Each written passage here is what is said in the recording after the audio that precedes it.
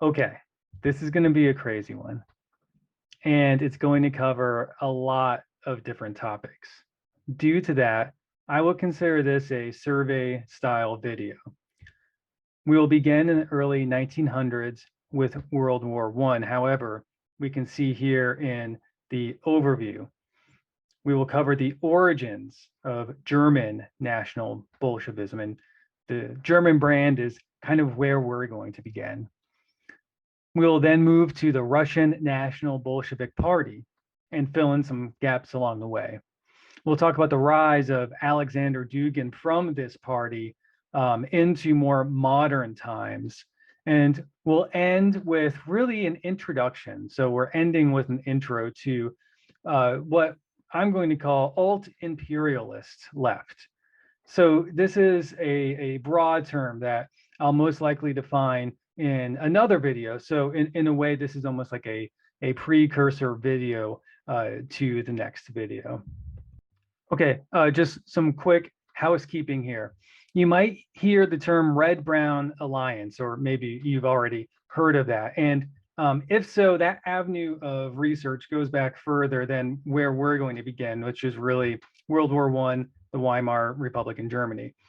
I considered going all the way back to Friedrich List's use of nationalism in juxtaposition to, I guess what we could say, orthodox Marxism, but decided that such historical granularity would kind of take focus off of what I wanted to focus on, which is really this new alt-imperialist left. Where did it come from? Who's this Alexander Dugin guy? And why are these left-wing accounts posting all this stuff about Hunter Biden's laptop, et cetera? So we'll get to that. But in order to do so, I'm going to leave out some of these older discussions of nationalism, such as going back to Friedrich List, et cetera.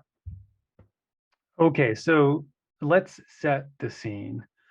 World War I lasted roughly between 1914 and 1918.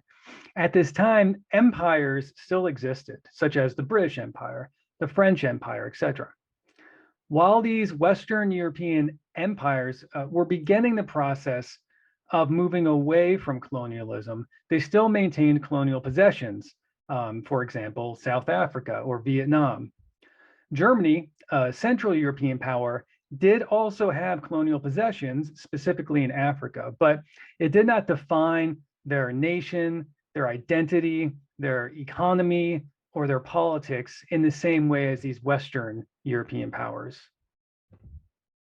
Leading up to World War I, German politicians portrayed their actions as defensive in nature against Western Europe, but specifically France.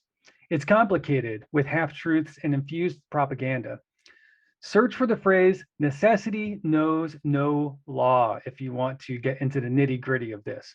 However, that was a phrase that Germany used for propaganda to justify their actions. The leader of Germany at this time was Kaiser Wilhelm II.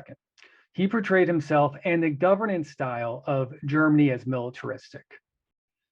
Filled with militaristic nationalism and a belief that Germany was acting in justifiable self-defense, the public was shocked when German leadership signed the 1918 armistice, declaring Allied powers or Entente powers, including France, Britain, and the US, victorious.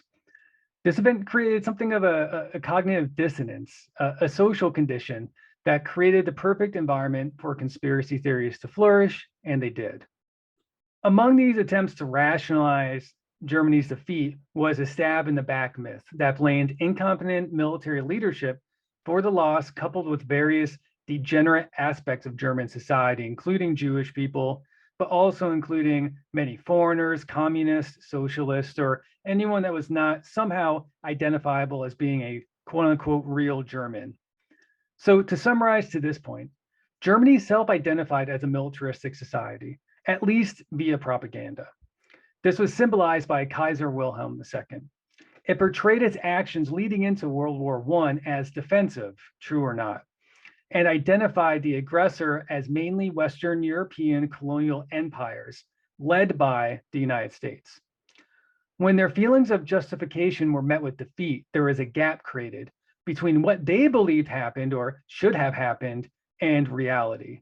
This led to multiple conspiracies blaming military leadership and so-called social degenerates, minorities, and outcasts for the failure. Next comes the Versailles Treaty. Mainstream history generally portrays the Versailles Treaty as being one of the first modern punitive treaties, specifically Article 231, or the so-called War Guilt Clause. This clause included language that forced Germany to admit responsibility for the war, disarmament, territorial concessions, and economic reparations. We will see that National Bolsheviks will portray the Versailles Treaty as a Western European, or by default US, attempt to subjugate Germany and reduce it to another colonial possession or homogenized pseudo-state under the thumb of the League of Nations. The League of Nations was a precursor to the United Nations, and most Central Powers negotiated their side of the peace treaty through that organization. Put a pin in that last statement for later. There are two political parties that I want to discuss now because they're going to show up in the following slides, as well as some primary sources. So the KDP refers to the Communist Party of Germany that existed between 1918 and 1933. It continued to exist, but it was something of an underground effort against Nazis moving forward. The SDP was one of the main opposition parties, or the Social Democratic Party of Germany. The SDP was a broad party of socialists to moderates who became the most significant political party during the next phase of Germany, the post-war Weimar Republic. So I'm going to say with the Weimar Republic, there are many great YouTube videos out there regarding it, and they range from 5-minute histories to open university lectures. So I'm not going to go through a history lesson of the Weimar Republic. What we need to know here is that the Weimar Republic was fraught with problems, ranging from hyperinflation, which made the German currency essentially useless, to a gridlocked parliamentary democracy, which was the first experiment in parliamentary democracy in Germany. This kind of led to a loss of faith in the government. And that government itself was even portrayed as representative of Western liberal democracy, and therefore not authentically German. So now we're firmly in the Weimar Republic period. For the next few slides, I used Revolution from the Right politics class and the rise of Nazism in Saxony, 1919 to 1933 as a source. I actually found this on another source that I'll show you later. It's a pretty impressive blog, but I did go out and find this primary source to use. So adding context, again, we have the history. Now let's talk about some of the ideas. Classical Marxism. Okay, so within the confines of, I guess we could say, classical or orthodox Marxism, nationalism is part of the capitalist system of political repression. So nationalism is not something that you necessarily want to hold on to. Again, I'm not going to go into details with this. There are pieces of nationalism that we might get to later. The folk music, the essence of people, the Volk, right? That people like Lenin did write about maintaining. However, for now, for this broad overview, classical Marxism, we don't really want to emphasize nationalism. It's also somewhat the opposite of proletarian internationalism. And again, this is just fraught with side roads. And so I don't want to get lost in, well, what does nationalism mean? Because when you look at maybe Stalin's USSR, you could say, well, it seemed as if there was a lot of, nationalism involved with that. Okay, but we're not going down that road. Okay, for now, with the ideas, the idea of nationalism is keeping that nation and sovereignty separate from other nations and other nations' sovereignty. And there's a whole lot more involved with that we're going to get into, which is somewhat of the opposite of a global view, an international proletarian effort. So the SDP, which somewhat became the default power in the Weimar Republic, maintained this stance of classical Marxism. A core criticism levied by German National Bolsheviks against the SDP was that in collaborating with the Weimar Project, they were essentially forfeiting the issue of nationalism to conservative forces. That the Republic itself was an expression of Western imperialism against the German worker and the German nation. We will also see that traditional Marxist notions of internationalism and rejection of nationalism in exchange for a classless global movement created an ideological break as well. But before we get there, let's talk about this word here in parentheses, Volk.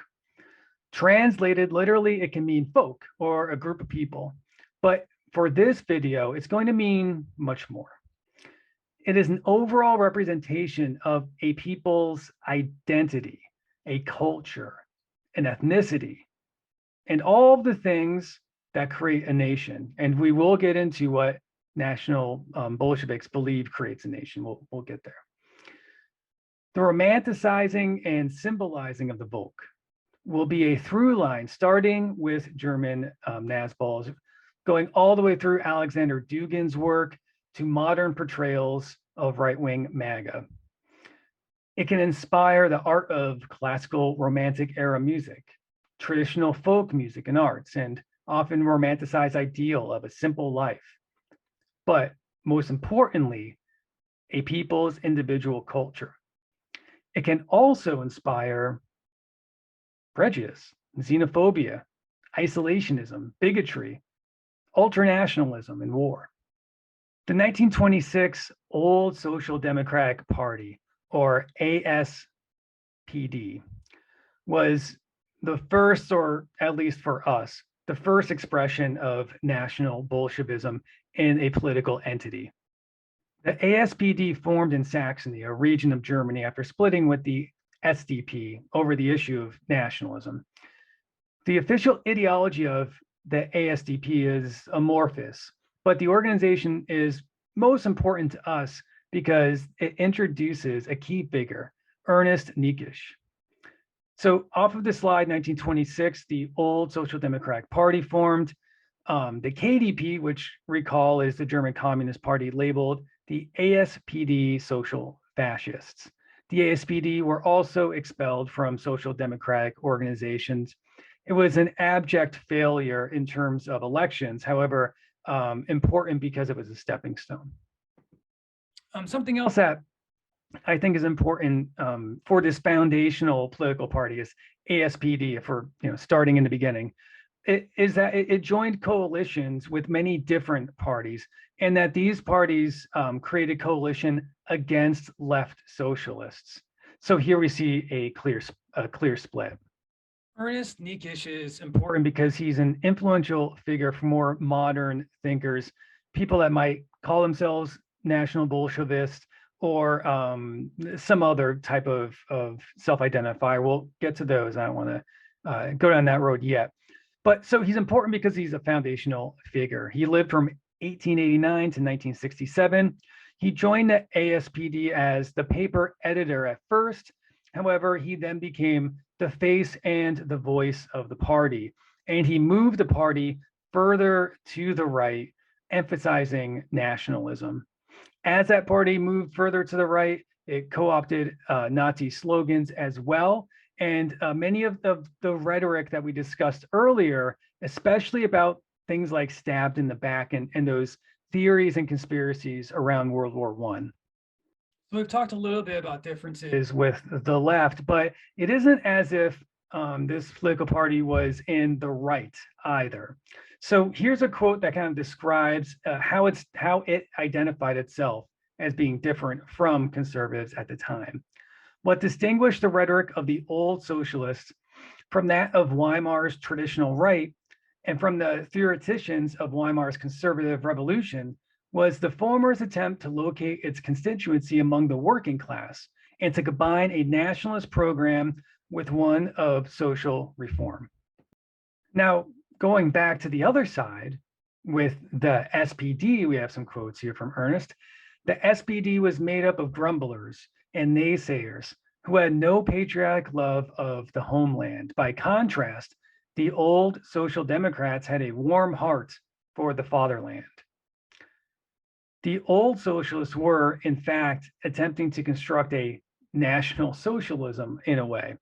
And not surprisingly, the Nazis viewed the ASPD as, well, potential comrades. This quote comes from Where We Stand by Ernst Niekisch. That signifies the historical moment in which the worker, the personification of a proletarian situation as such, has a national mission to fulfill. He turns against the ultimate causes of his social oppression, the victorious states of the Treaty of Versailles. He also rises up against the chains by which the nation is shackled. And remember, when we talk about the Treaty of Versailles, we're talking about Western colonial empires, including the United States, and really we're talking about France, Britain, but mostly the United States. Some more from Niekisch. So the idea that Marxism's flaw is that it views the world from economics. And because of that, it's tied to liberalism. And Niekisch actually gets to the point to where he defines Marxism as being a part of the broader liberal project. The necessity of the state is a tool to protect against the West. And that is what defines freedom for Niekisch. So the necessity for a truly sovereign Germany is the only thing that will bring freedom to the working class of Germany. And in order to do that, or perhaps conversely, the main thing that's preventing that is the Versailles Treaty via the League of Nations, represented by the West. The solution? A partnership with Russia to avoid Europe, as Europe was seen as nothing but a puppet to the United States. And this is a key thing, because when we get further along this track, get up to Alexander Dugin, for instance, we're going to talk about polarity in the world and alliances in the world. And so Germany, being this Central European power, sees itself as being fundamentally different from really both, say, England, Britain, France, as well as Russia. However, perhaps in this time period, Niekisch is saying, instead of Germany attempting to assimilate into Western Europe, it should instead seek sovereignty as well as alliance with Russia to the east. And there is a somewhat romanticized state that existed that encapsulated nationalism, militarism, as well as this somewhat combination or alliance with Russia, and that was Prussia. And Niekisch writes fondly about Prussia. Lastly, I have here that he was vehemently opposed to the League of Nations, of course. Okay, so just a few more things in my notes that I want to go over with Niekisch before we move on to some other folks in German National Bolshevism. In 1932, he went to the USSR on a trip by Association for the Study of Soviet 5-year program. And at this time, he did attempt to discuss his ideas with people in the Soviet Union who seemed to not be too interested in them. He talks about protest as identity, specifically to Germany. And I think that this is important later, and we'll see this maybe with the Russian National Bolshevik Party, but this idea of protest and dissent for the sake of protest and dissent. That's not really what Niekisch was saying, is that Martin Luther is a German figure. Protestantism, in terms of the Christian tradition, is a German tradition. And so Protestant protest is as well. It's part of the German identity. So he almost tries to tie nationalism to religion, to Protestantism, and the idea of protest against essentially Western liberalism, against the French Revolution, against the Entente, against this idea of Western homogeny. He wants to withdraw from the international community. He has romanticized ideas, again, about kind of returning to this folk society of deurbanization, return to this idealized way of life. He talks about nationalism from the left that works towards a workers' movement, and that the term nationalism should be returned back to the Volk, and that in a way it's been abused by the bourgeoisie and taken advantage of and misused by bourgeoisie forces. Niekisch proposes a large state dominated by what he believes, or what he calls, a Prussian spirit, which is somewhat amorphous, but I think we have an understanding of what he means by that. He seeks partnership with Russia and avoids Europe, seeing it as a puppet to the US. Again, kind of summarizing, ultimately the League of Nations, the Treaty of Versailles, the United States. He uses things like Roman law, going back to Roman conquest. So he gets into the nitty gritty of Germanic history. But what he's trying to do is essentially formulate a German identity.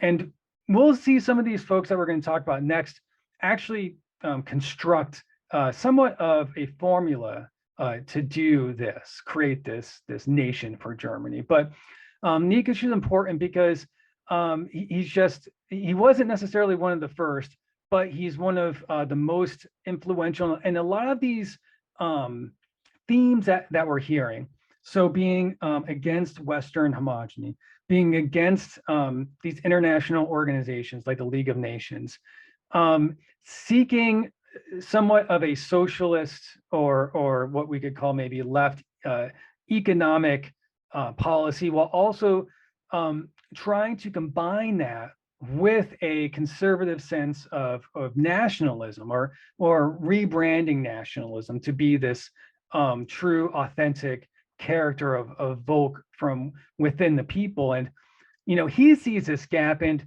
the other thinkers are going to see this gap as well, in that with the SDP and really all international communist, orthodox Marxist rhetoric, there can be at times, I think, at least in this discussion, a gap between the ideas and the praxis.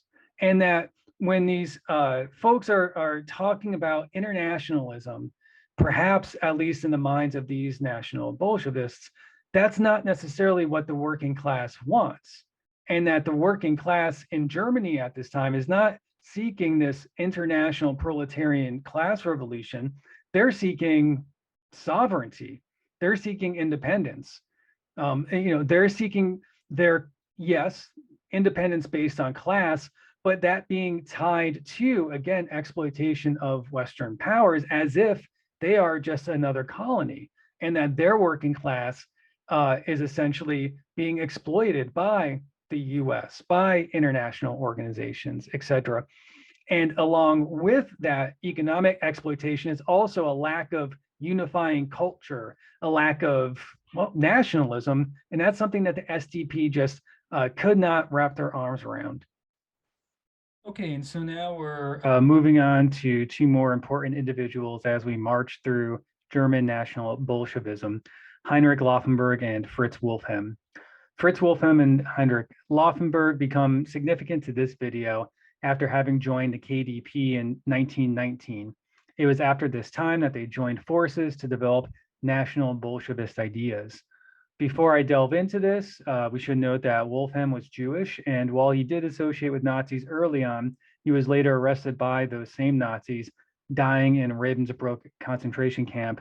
In general, the majority of these figures that we're looking at, even though they are National Bolshevists, did not collaborate with Nazis. If anything, they saw National Socialists as not being true socialists at all. Both men came from left backgrounds. As they evolved, they moved toward the ideas of council communism and ultimately National Bolshevism. The Treaty of Versailles seems to have been a turning point for them, as it was with others that we've discussed at this point. They observed that the Treaty of Versailles would unequally impact the German working class. They claimed Germany's participation in World War I was based in a plutocratic imperialism. They sought to unify the proletariat with overtures to the bourgeoisie, using German nationalism as a unifying force. Using text from Appeal from the League of Communists to the German proletariat, we can see some of these themes begin to develop now, especially after previous people that we talked about. Unifying parties that had traditionally suffered schism or infighting, German leadership exploiting divisions created by competing English and French interests to divide the working class, and portraying Germany as a colony being exploited by the West. To illustrate this, we have quotes. The Volk's transformation into a colonial labor pool for international finance capital, subjugated under national capitalist groups, and the sham authority of a hereditary nobility. So essentially, in their appeal from the League of Communists, both Wolffheim and Laufenberg create some distinct characteristics beyond a non-internationalist focus of socialist communism, as described earlier. They advocated for a uniting of socialist parties to stop infighting that would essentially be absent of politics, and discussed council communism as opposed to a centralized structure of government. So there are some differences here, and we'll get into, I think, what's the most significant piece of literature to look at, which is the National Bolshevist Manifesto. However, before we do that, let's jump in, because Lenin did actually respond to this, and I guess what we call a German school type of National Bolshevism. So let's see what Lenin had to say about some of these figures before we move on. So I'm not going to deeply analyze this or anything. I think the title kind of tells you the summary of thought, but just so that we see, I did highlight. So we are talking, or he's calling out specific people, some of which include Laufenberg here, and then next to that, Wolffheim. So, okay, we're talking about these German thinkers, right? So in Germany. So what's the title of this that I said kind of gives away the general thought? Left-wing communism, an infantile disorder. Left-wing communism in Germany, the leaders, the party, the class, the masses. So if you want to check this out, this is on www.marxist.org. I'm not going to go into it. I think it's somewhat self-evident what Lenin thought about some of these ideas that we've discussed from Germany. So now we've reached Karl Otto Paetel, and he is very significant because he authored the National Bolshevist Manifesto in 1933, and we'll go ahead and look at that. But first, he lived from 1906 to 1975. During the 1920s, he was greatly influenced by National Bolshevism and some of the authors or thinkers that we've looked at already. He was part of the Nazi resistance in the 1930s, going back to the authoring of the National Bolshevist Manifesto in 1933. We're going to go ahead and jump over to that. I have a PDF to share. We're not going to go through it all because it's about 88 pages in the PDF, I believe, but we'll go over some of the main ideas. Okay, so here we are at the PDF. I'm actually going to leave it like this. I'll expand it when we get into some text, but I'm going to leave it here at the contents just for a moment so that you can have a chance to look over the names of the chapters, because that's going to give us some insight into what this is all about. While you do this, I'm going to highlight some things that I see. So first of all, of course, the vision and the task, specifically the task we'll see is significant. Perhaps the fascist mistake. Of course, nationalist communism is going to be very significant. Some other things, the nation as the highest value, socialism. I see Prussia in there. We've talked about that with Niekisch.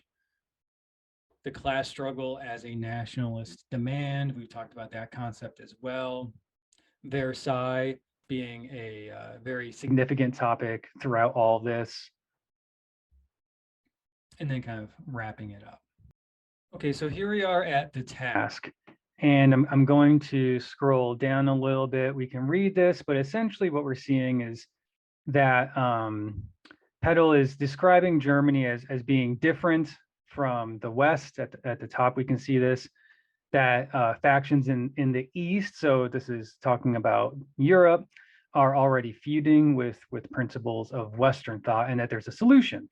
So what is that solution? That's in the second paragraph, that states, in the body of the German people within the German territories, the decisive battle will be fought between world mercantilist economy and socialist statehood.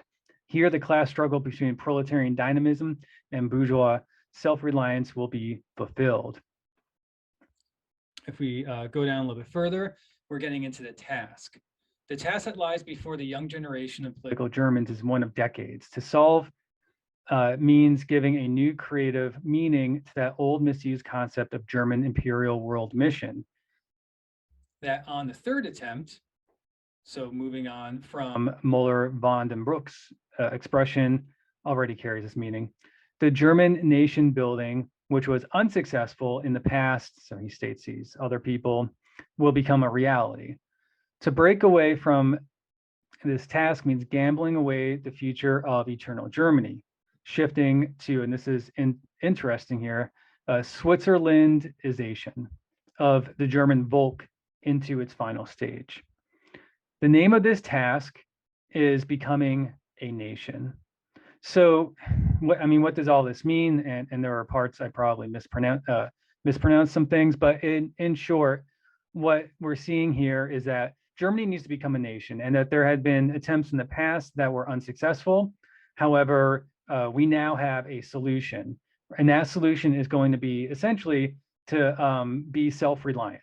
And in order to be self-reliant, we're going to isolate from the world mercantilist economy, as well as avoid this term Switzerlandization. So I'm going to go in the footnotes and actually see what the translator here makes of that. Okay, so what the translator believes this means, beginning here. Okay, so this term was borrowed from another author, but it's possible that Paetel is invoking this term to mean the process of a nation taking on the qualities of Switzerland. Okay, and what does that mean? It means becoming a multi-ethnic society, peopled by different ethnic minorities with different languages and different cultures, all living side by side without any real national sense uniting them. And I think that that's probably a very good guess. If you haven't noticed, up to this point, we've seen the term Volk used a lot.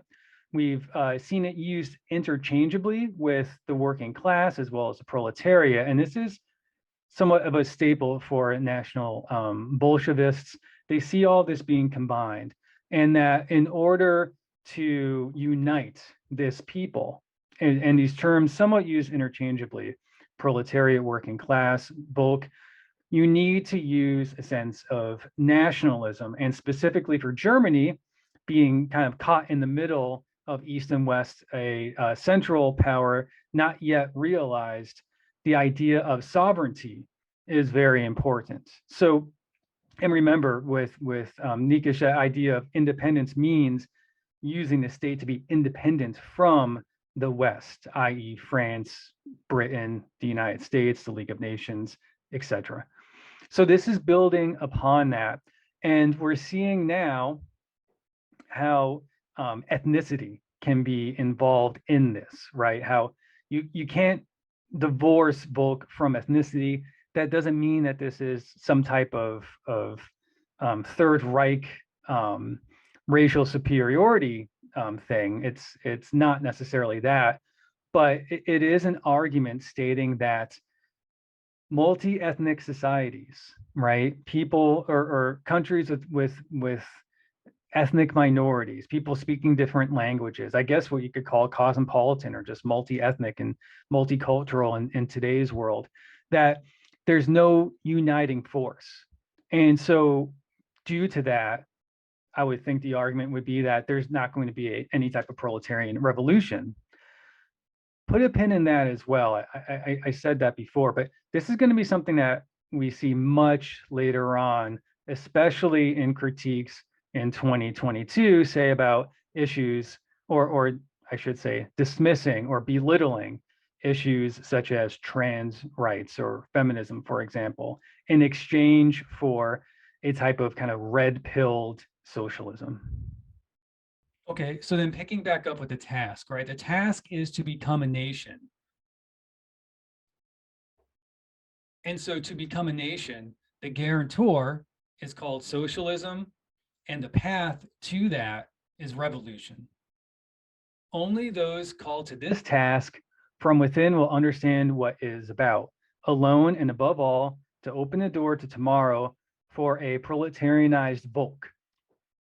Kind of reiterating what I just said, to break all of its bonds, chaos, adversity, affirmation of victimhood, class, estate, granting it personal happiness in order that reality for the German people shall be the nation as the highest value.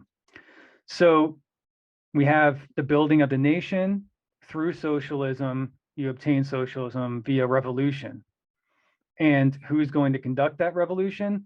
This combination of proletarian Volk. And again, that term is important because it has to do with culture, it has to do with identity, it has to do with ethnicity, and potentially, I suppose, race as well. Now, I don't want to build that bridge into Nazism, okay, because that's bad faith. It's not necessarily accurate, even though Nazis did look at National Bolshevists as potential allies, right?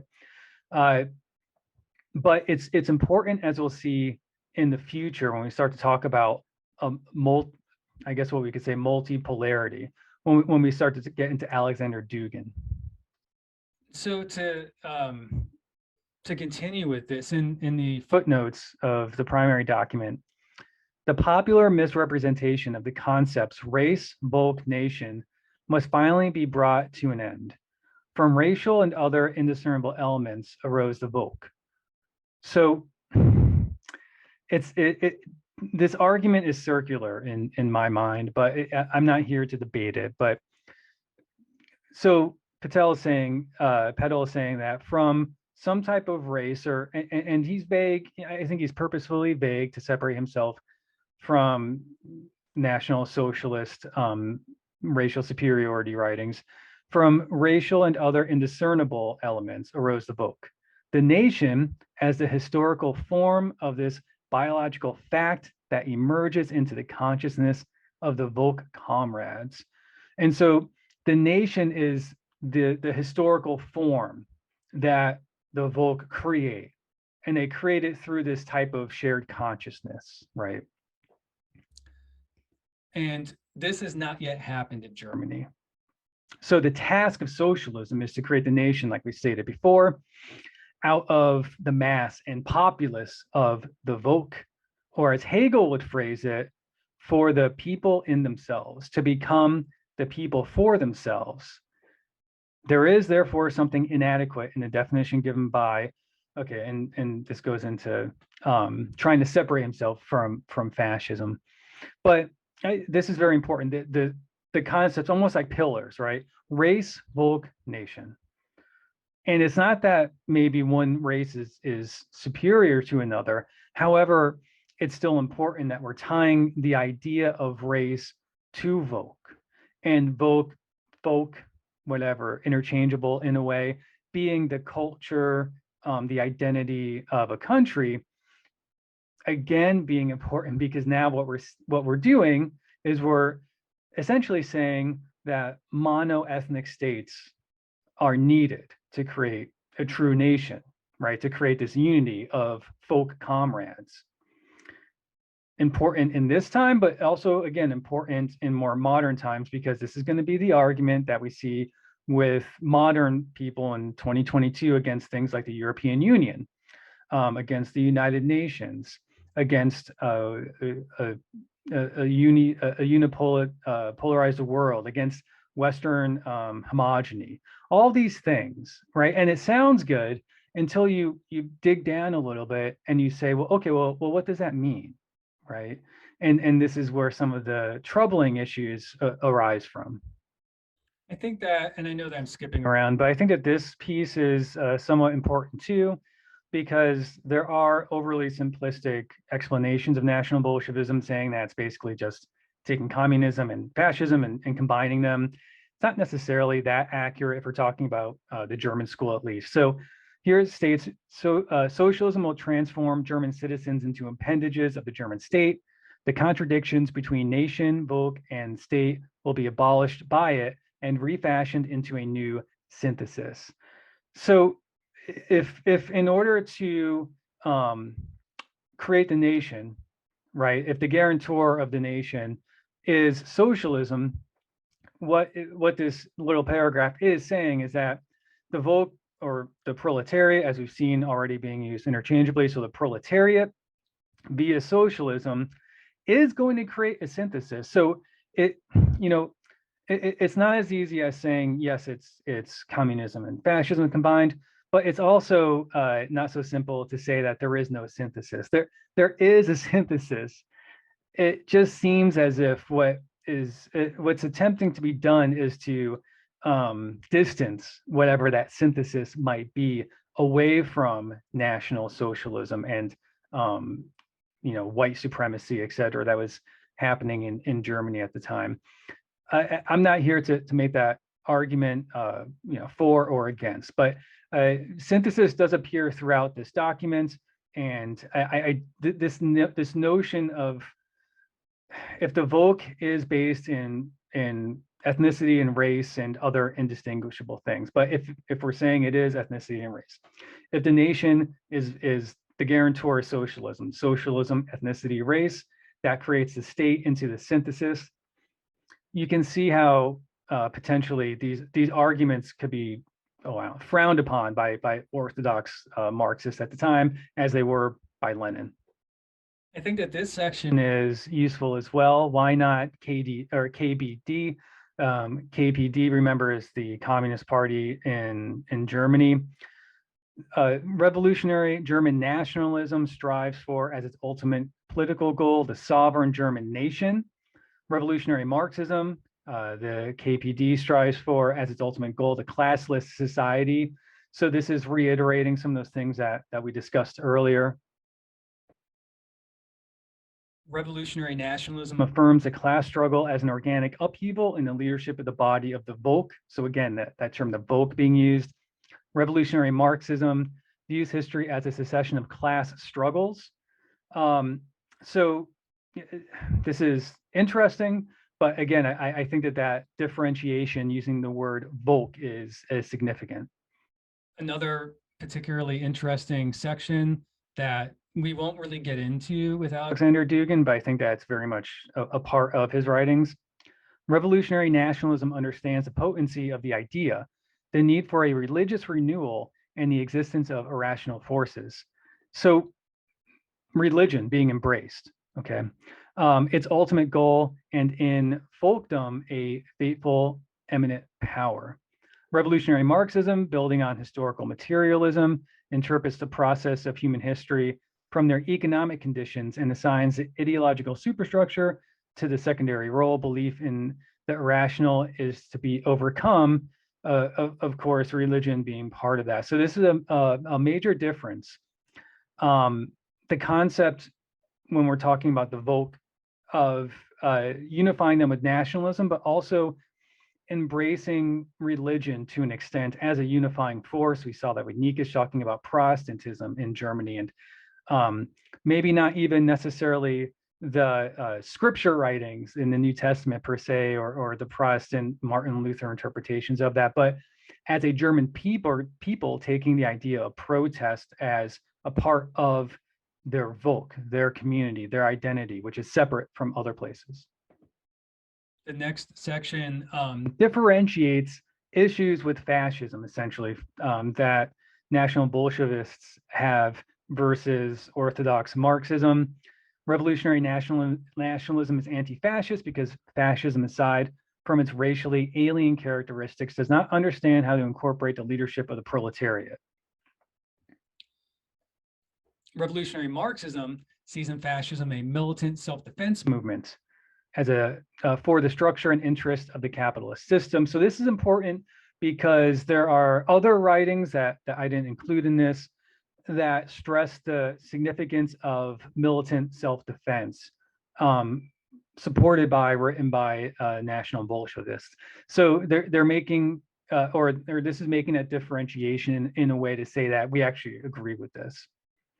Revolutionary nationalism strives for a political and economic alliance with the Soviet Union. So again, focusing on that eastward as opposed to westward lean in Europe. As the only European opponent of the Versailles system, again, Versailles being a linchpin to all of this, and as a socialist neighboring state. Revolutionary Marxism calls for the defense of the Soviet Union as the fatherland of the working people and the beginning of world communism. So again, differentiating between this idea of world communism versus sovereignty and national self-defense. Revolutionary nationalism rejects any intentions of acquiring colonies. This is a significant thing too. It might be a stretch, and that's a fair criticism, but I think that this paragraph would be interesting to compare to some social media handles that you see today as, being anti-imperialist. However, they're posting things from like Fox News, and you're saying, how does this work? Revolutionary nationalism rejects any intention of acquiring colonies in recognition of the fundamental rights of oppressed peoples to national freedom and in accordance with its own watchword of national sovereignty. On the path toward a community of free peoples, it hails the liberation movements of a series of countries as allies in the fight against the powers of Versailles, a fancy way of saying the US really, but also England and France. It hails the international struggle of the proletariat against international fixed capital. So this is how you can get into things where people are overlooking potentially human rights abuses in like North Korea, right? Because it's not about what's happening in North Korea. It's through this lens of really revolutionary nationalism, right? And we'll get to it later. I'm kind of skipping ahead, but it's this notion of imperialist thinking to where you not being a member of say North Korea are projecting these universal human rights onto other peoples, and in doing so, you're essentially thinking and behaving in an imperialist manner. So it gets a little abstract when we get into Dugin and later, but I think that this part is foundational to what we'll see later. So again, this idea of rejection of acquiring colonies in recognition of oppressed peoples to national freedom, this idea of sovereignty above all else, essentially, is going to be significant later. I find this section interesting as well. It talks about, this is about the youth movement, and it talks about the we. So it states, unquestionably a willingness demonstrated by various youth movements to subordinate oneself and one's own freedom to we, to the self-selected collective, is not to be underestimated. It is pre-political rather than a fact of politics, and ultimately is a pedagogical category. This ideal is not a political principle. It does not have to commit itself to a concrete manifestation in political politics.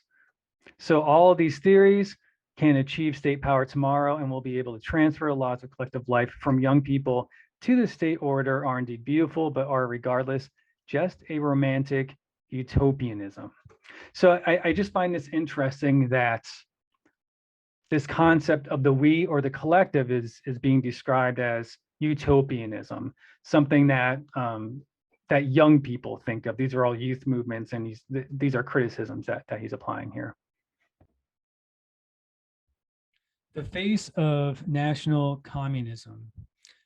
In outline, German national communism proclaims that we recognize the necessity of the German socialist revolution. It is the spiritual transformation, okay, spiritual, that determines the economic, political, and cultural features of our time. We commit ourselves to the nation. It is our last political value as a faithful expression of the Volkish community. So again, the Volk being the community manifesting politically to create the nation. We commit ourselves to the Volk as the natural, ethnic, cultural community. So let's, because that's not a full sentence, but rewind. We commit ourselves to the Volk as the natural, ethnic, cultural community, in contrast to ethnically destructive Western civilization. Take a screenshot. This is going to be important. We commit ourselves to the intrinsic meaning of German folkdom, and we commit ourselves to a socialist planned economy, which, after breaking the capitalist order, binds Balkan nation into an organic economic structure, and as a social economy constitutes the foundation of state sovereignty. But what a loaded sentence. We commit ourselves to the Volk as the natural, ethnic, cultural community, in contrast to ethnically destructive Western civilization. Yeah. Okay, and so to wrap it up, at the end, there's a call to action that discuss it. It says, here, let me scroll here, can wait. We have become part of the many revolutionary strategies who immediately predicted the German Revolution. It goes on to the order of the nation. They call to us. These pages apply to them. They belong to us. We are certain that they will find their way to us. So I'm going to stop here. It's an interesting document. There are more things I took notes on, but for the sake of length for this video, I'm going to move on. However, this is an extremely important document, not just to understand the history, but to understand modern events. Again, even being applied to something like where are people on Twitter coming from when they're posting some of the things that, you know, Hunter Biden's laptop, but they have a rose and a peace sign on their handle. What's this all about? Well, this is one of the foundational sources to start building an understanding of how we got to the point to where we're at today. So just a quick overview of German National Bolshevism. This is, of course, not all of the points. It would include a few slides and defeat the purpose of having a summary, but just some highlights. The Versailles Treaty was a form of Western imperialism. Germany had become a colonial state under a Western puppet regime. The left must abandon party loyalty in exchange for a united front. Nationalism must be used to engage the working class. Supremacy of the sovereign nation over internationalism. Criticism of one's own freedom to the we of left socialism. Reorientation from Germany away from Western Europe to Russia. Commitment to concepts of the Volk manifesting in natural, ethnic, culture, racially inappropriate religiosity, race, Volk, nation being the pillars to this concept. So I wanted to address this, but I'm not going to spend much time at all on it because it's not really applicable to what we're discussing. And as a matter of fact, the only reason why I'm bringing it up is to say that it's not applicable. There is such a thing as Russian National Bolshevism in the late 1800s, early 1900s. There were factions within the Russian Civil War. And there was one person in particular, this individual, who saw potential to merge Bolshevism with more of a conservative white movement potentially. And some of the early people that had formerly been in the Tsarist bureaucracy or military who ended up supporting Lenin and Bolshevism did so out of practicality and did so out of specifically maintaining territory as well, trying to frame this revolution as maybe like a reimagining or next step for the empire. If you are interested in learning about this, not only from, this is Karl Marx versus Friedrich List, but also if you're talking about more of the Russian Civil War and Lenin and the practicalities of revolution and forging alliances. This is a great book. It's free online. I found a PDF. I would just search for the title and then put PDF in your browser search. I was able to find this fairly quickly. And if you are interested specifically in the historical, not so much the ideological, I think starting around chapter 12 would be the place to go. I think specifically pages 213 to 220 talk about Lenin, as well as some of these, what you could call National Bolshevists, and the alliances that were forged during the Civil War and the Bolshevik Revolution. But again, was Nikolay Ostrilov a National Bolshevist in the way that we were discussing with the German school? Not really, no. And was Stalin a National Bolshevist? No. Now, I asked that question because this does get confusing in the modern use of the phrase, especially on the internet. There are people, for now, we'll call them alt-imperialists, that will try to say things like they were drawn to socialism because they saw the nationalism exhibited by Stalin or by Castro in Cuba, and the military parades and the uniforms and stuff.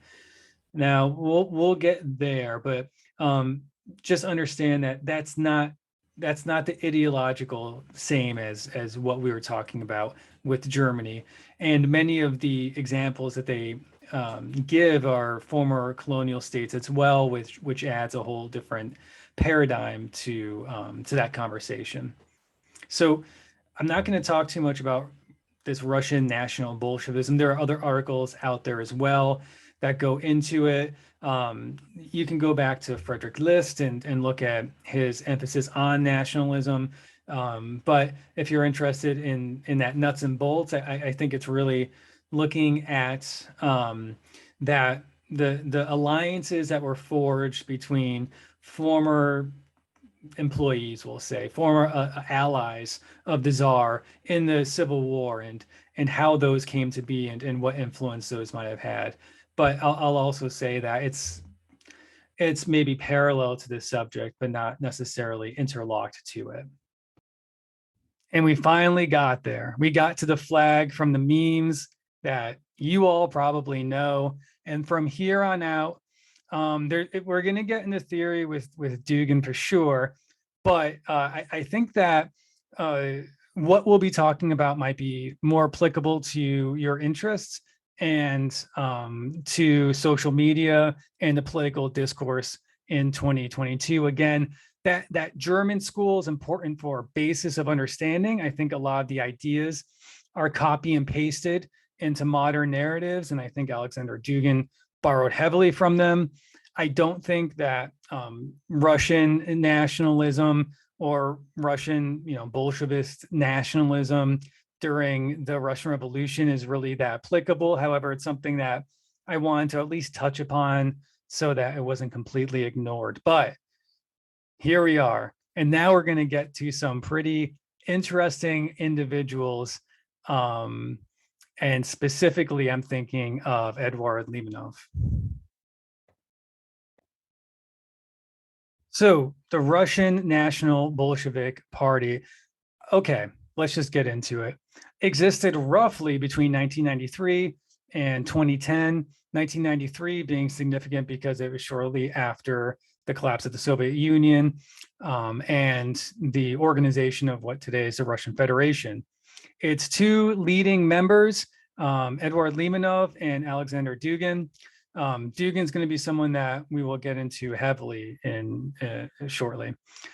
So one of the goals was to unite far left and far right on a single platform. So that kind of sounds like National Bolshevism a little bit from that German school. It was in opposition to Putin. defined Putin as something of a liberal, attempted to define Putin's early regime kind of like a Weimar Republic in a way, until foreign policy changes, specifically around 2008 when Russia invaded Georgia, and then of course 2014 with the annexation of Crimea and entrance into eastern Ukraine. Both of these individuals supported all of that. And Dugin, well, we'll get into it, but there's questions and conspiracies surrounding him and how closely allied he is with Putin. So especially Limonov employed a subculture aesthetics, which is interesting. We'll get into it, and I might do some side videos on that myself, having come from a background of a GED, having dropout high school punk rock kid. And in the 2000s, the Russian National Bolshevik Party split. Limonov founded Other Russia. So again, what was this party? Well, this party was many things, and if it wasn't so dangerous in its embracing of fascism, it would be interesting, but it's not, because as much as Limonov later, well, kind of early on and then later on, attempted to move to the left, there were very much far right and fascist aesthetics, ideas, and sympathies involved with this. That being said, was the Russian National Bolshevik Party actually National Bolshevism like what we saw in Germany? I mean, not really. But was it important? Yes, it was very important.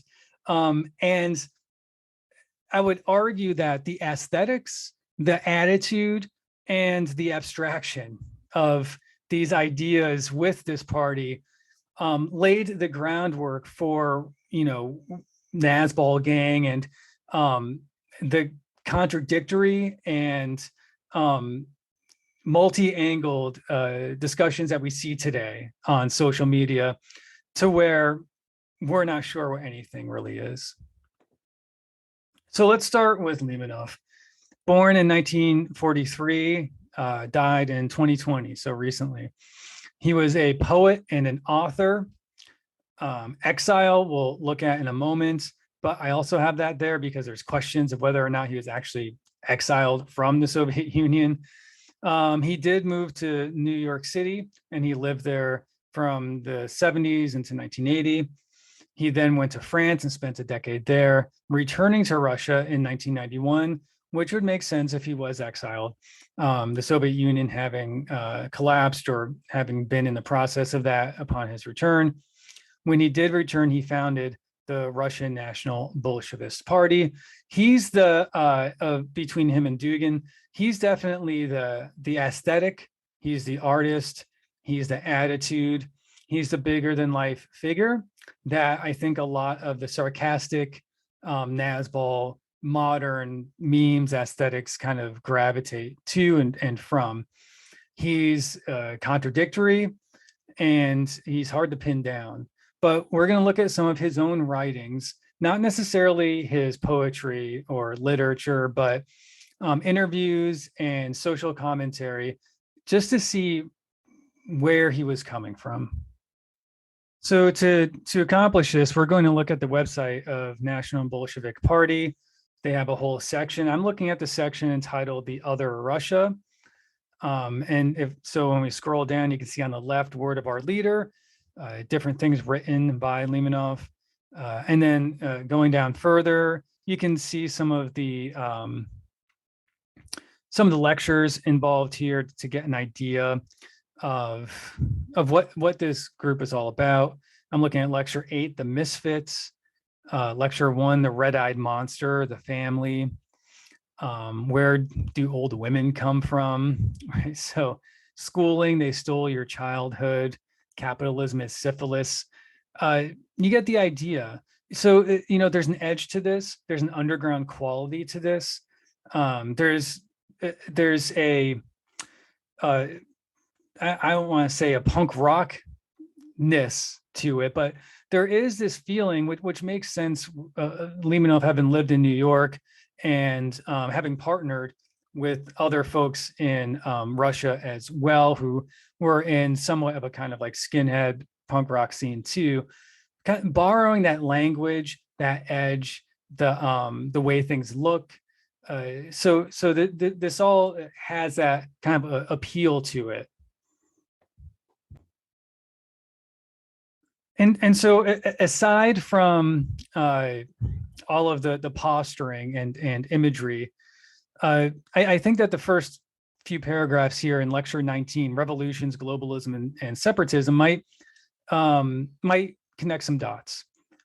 It would be appropriate to begin with the affirmation by which lectures 17 ended, that the world does not want to be homogeneous, that the civilization of gritty Protestant ascetics, vampires in suits with huge Adam's apples under the ties can be killed and dismembered. Specification about the ascetic vampires: the most aggressive and bitchy, in the coalition of superpowers, punishers, torturers of Iraq and Serbia are Great Britain, the United States, and Holland, all three Protestant countries. Among these three, actually, by angry aggressiveness, Holland should be put first because it is the one who always tends the hand first to the UN and NATO when it is a matter of bombing and new crusades against the differently thinking countries or outcasts. So, yes, I mean, it's definitely emo or has edge, but let's strip all of that away from it and see what he's saying. Forget the Protestant thing. He has a lot of different analogies with religion, ending with defense of Islam later in his life. But so all of that being taken away, what's he saying here? Well, he's saying that one, the world does not want to be homogenous, and that was one of the key ideas. If we go back to that German school of National Bolshevism, right? The idea that Germany did not want to be Switzerland, and that Switzerland was portrayed as this multi-ethnic Western European country that had no tying or combining qualities for the Volk, right? So that's a direct connection. If we skip over the vampire stuff, he talks about the superpowers, and the superpowers are the West. I mean, this is the Versailles Treaty that was hammered over and over again in the German school of thinking, right? If you swap out the League of Nations and you put in its the organization that followed it, the United Nations, then this sounds very familiar, right? So the most aggressive of the coalition of superpowers being Holland. And why? Because it's the first to tip its hand to the United Nations and NATO. And it's interesting that he's including NATO this early, because of course we know that NATO in modern conversation is a key to this idea of modern events in Eastern Europe being the sole fault of the West. And by the West, we mean the United Nations, we mean the European Union, and we mean NATO. And very much like the Versailles Treaty, or like France, UK, when we're thinking about that German school of thought, what does this mean in modern terms? It really means the US, right? The US is NATO. The US is the UN. The US, controls the EU. And that all of this is Western ideas, Westernism, being placed against a world that does not want to be homogenous. Now, that all of that makes total sense if we're looking at the German school of this. Now we're back to it, right? So just forget that interlude was Russia. What is Russian National Bolshevism, and is Stalin a national? Okay, no, the answer is no. But now we're getting back to that here. This is the connection to the modern world, right? I also find it interesting that he talks about Iraq as being a country persecuted by the West by the superpower punishers and torturers. You'll see that commentary today. And a big one is going to be Syria. But aside from Syria, you'll also see these social media accounts, again, talking up regimes like North Korea, right? And portraying these countries and their want for sovereignty in this paradigm that Limonov is doing here with Iraq and Serbia, just given the time of when this was written. So what it does is it takes all actual criticism that's valid off of, say, North Korea, right? And instead, Dugin will get here, but even the concept of levying criticism against this different society that does not want to be homogenous, that doesn't maybe recognize universal human rights, because that is a Western idea in and of itself, if we're in this conversation with these people, that even levying that criticism is in and of itself imperialist, right? It makes you an angry, aggressive Holland, right? Basically. So following this idea, I said that the world doesn't want to be homogenous. Those countries that are profiting from the established order of things, from globalism, as today is called the capitalistic international of Western countries headed by the USA. Those naturally proclaim the modern civilization, the crown of the creation, the wealthy Europe and its space colonies. That is, the countries where expatriates from Europe landed in search of space, land for living, and from where they banished or slaughtered or forced into reservations the native population. USA, Canada, Australia, New Zealand, Israel. After transforming themselves into a fortress, they buy raw materials and products from the rest of the poor world for peanuts. For these bosses of the world, it is perfect. This order of things, they like globalism. So this is interesting. And then he goes on to talk about how other non-European countries don't want to be part of this world order.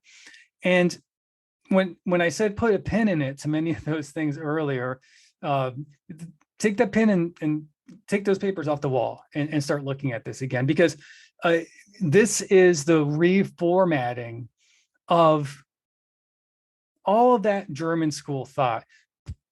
In the German school thought, again, it was pitting Germany as the colony, Western Europe and USA as the bad guys, the Versailles Treaty as the enforcing agent of that, but the League of Nations as the representative force that implements it.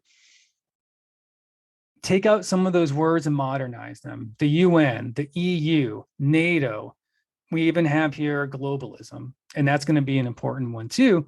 And these are words that you might think are traditionally of the left. I mean, yeah, late 1990s, one of the largest protests in the United States was against globalization, right? It was a movement of movements against the United States joining the World Trade Organization. Well, here we have this group that is everywhere, but we'll get to some of the fascist and far right stuff involved in it too. But really, with Dugin, we'll see a lot of the negative things that we talked about earlier, especially in that manifesto when we were talking about the so-called Volk reappear. Right? This is essentially a radical right, co-opting this language, and it's going to be interesting to see how it's twisted, and we'll get there.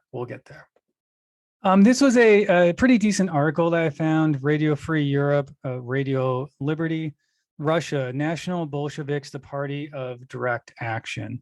So here's Limonov here. Let's make this bigger. In bold, this is a pretty good overview of the founding of the party. Limonov at the NBP rally, the National Bolshevik Party. It's Russia's oldest radical youth organization, created here, it says 1994, by Limonov, Eurasianism ideologue Alexander Dugin, who I've mentioned many times. And it also states who left the party. It's interesting.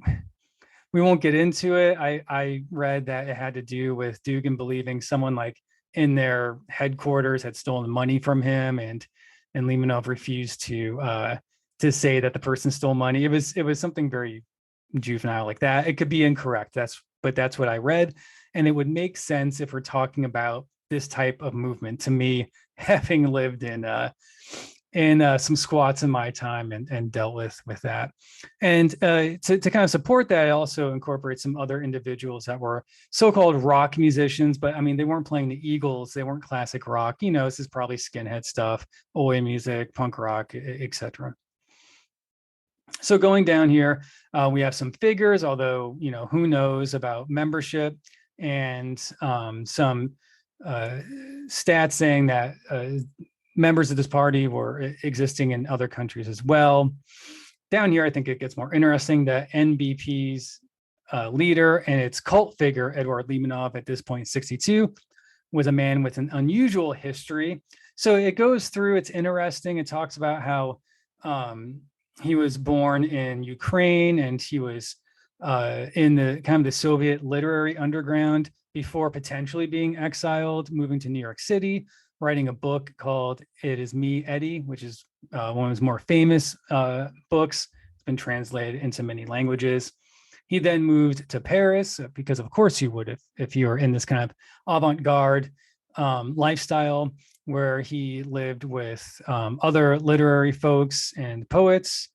In the 1980s, he began to publish his articles in the National Patriotic Press in the Soviet Union, and then he moved back after the fall in 1992.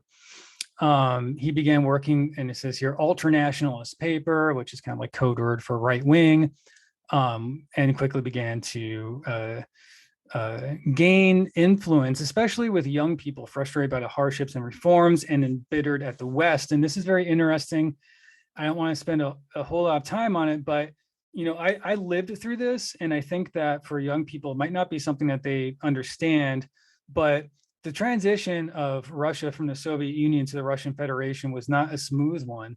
And while people like Yeltsin are seen historically as heroic figures, and you know, there's scenes of him throwing away his supposed communist party card, et cetera, by saying he's going to vote from outside the party and all of this.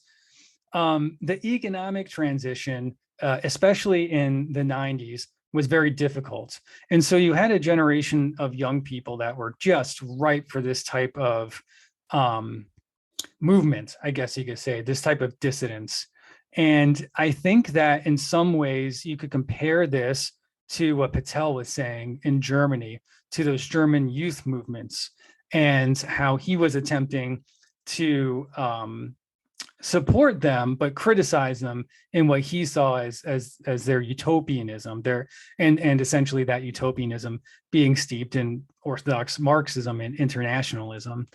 And so that, you know, there is a link here to Limonov working with ultranationalists, right? Being an author himself too, right? And then in this society of collapse, where people are looking to really create a nation, which in that Bolshevik manifesto, National Bolshevist Manifesto, was one of the tasks, was to create the nation. And so time and place are tie these figures together, if anything, speaking of Limonov and Paetel.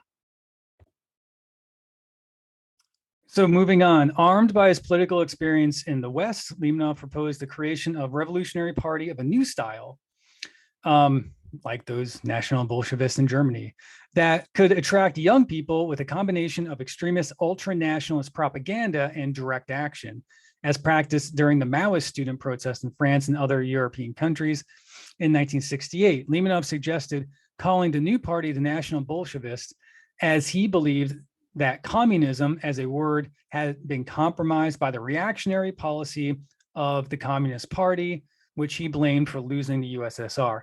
And is this loaded? Because if I were to go back in the PowerPoint, I'm not going to, but the idea that the word nationalist had been compromised by elites and the bourgeois class in Germany, that was one of the key tenets, and that this idea of National Bolshevism was going to take back nationalism from that bourgeois class and from that upper class, right, and bring it back to the Volk, essentially.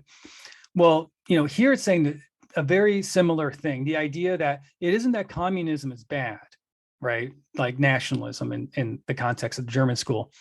However, it's the idea that the Communist Party, who are now being portrayed as reactionary by Limonov, also being blamed for losing the USSR, like leadership of the like leadership in Germany after World War I with the sap in the back theory. Right, so we can see these.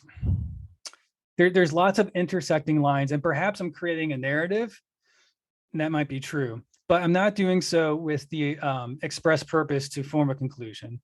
And this is just a pattern that I see. And the only other thing I would say here is that using the term National Bolsheviks, earlier I said, was this actually a National Bolshevist Party, and how that's up in the air because the party platform jumped everywhere. It was really a direct action kind of art project, dissident, far right thing. But the idea of this name, it wasn't like Limonov said, oh yes, I read the Bolshevist National Bolshevist Manifesto and Niekisch, and these people are all key influencers in my head. It was more that he didn't want to call himself the Communist Party or the New Communist Party because he felt like that term had lost its meaning. And so Limonov very much encapsulated, I think, some of the Paetel's interest in youth movements. But moving down, while Limonov became the leader of the NBP, its chief ideologue was Alexander Dugin, the main standard bearer of the neo-imperialistic doctrine of Eurasianism, which he would disagree with that characterization of it. Dugin was also a proponent of the idea of a conservative revolution, pitting Eurasia against the Atlantic powers of Great Britain and the United States. So if you're thinking in your mind, well, hold on, wasn't Germany talking as a Central European power about forming a new alliance with Russia against Western Europe, which it really saw as kind of puppets to the United States? Yeah, right. Now, whether Dugin would say, yes, that's a direct parallel or not, I don't know. However, I do think that I see that at least. And this paragraph is important too. It uses a lot of important, more modern words like Eurasianism or Neo-Eurasianism, conservative revolution. But it does also get the idea out there. Alexander Dugin was kind of the coherent thought in this, whereas Limonov was the face of this, right? He was the artist. He was the engine that got the direct action. He was the person that got the youthful skinheads and dissidents and kids into this, and younger people that were upset with what was happening to Russia in the 1990s. He was the one that inspired them with his background in rock music and the underground. However, it really is Dugin who outlasted Limonov in significance, but he outlasted him in life as well, but who is still extremely relevant today. And so here we do get to finally Alexander Dugin. It's a little bit of a little bit of bait though, because I am going to jump back and look at the timeline of the Russian National Bolshevik Party in a primary source that I have. But I did want to acknowledge Dugin. We'll get back to this slide after we're done looking at the Russian National Bolshevik Party and kind of understanding what it did, what happened to it, and its relevance to today. So back on the website of the National Bolshevik Party, this is the program. So this runs down kind of like a bulleted list of concepts or ideas that the NBP supports. Number one, essence of National Bolshevism is the incinerating hatred to the anti-human system of the Trinity: liberalism, democracy, capitalism. The man of uprising, National Bolshevik, sees his mission in destruction of the system. The second sentence sounds very much like Dugin to me. On ideals, spiritual courage, social and national justice, the traditionalistic hierarchical community will be constructed. Now, what does this have to do with Orthodox Marxism? Maybe not a whole lot, but we can see here some of that right-wing, ultra-nationalist, conservative thought smack dab in number 1 bullet point, right?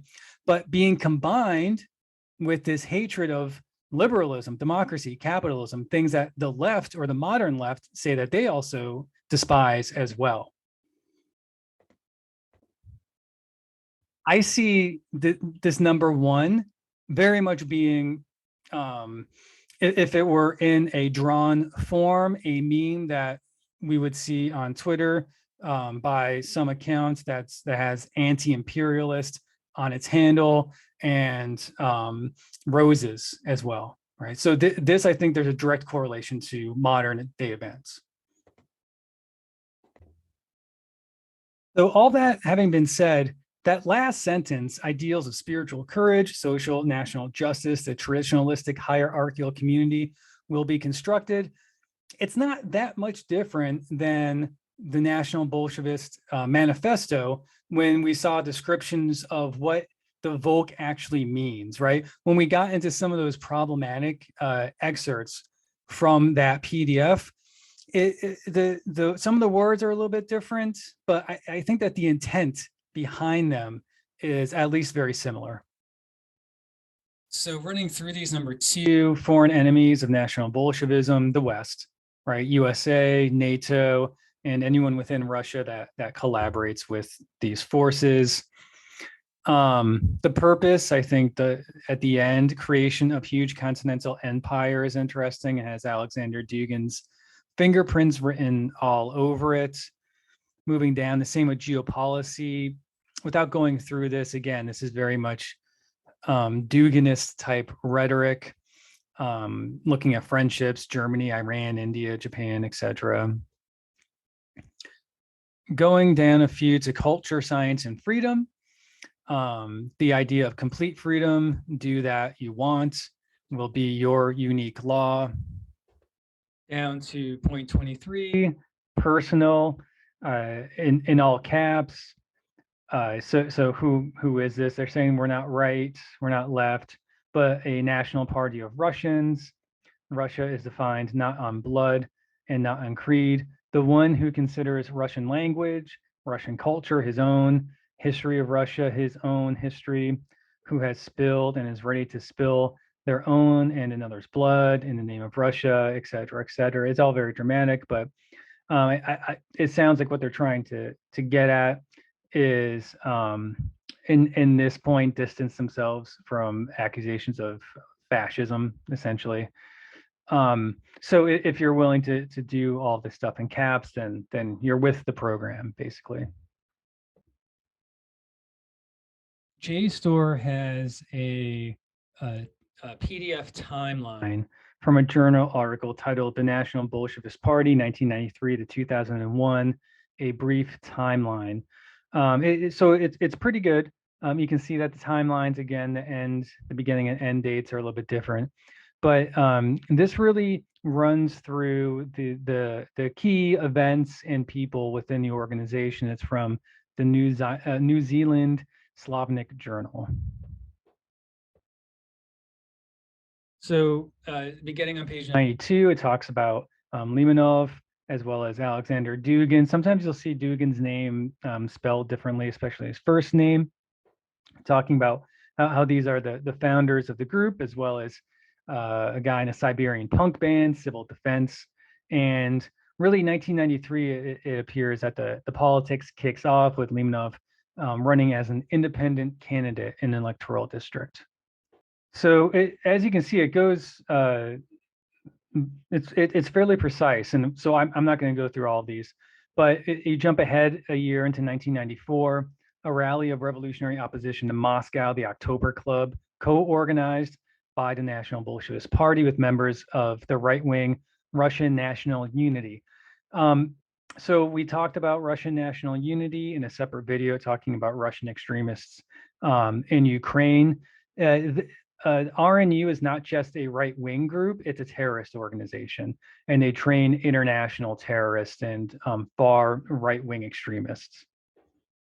As early as 1994, we can see down at the bottom that Limonov was pushing for changes in territories post-Soviet collapse in which there are ethnic Russian people being represented.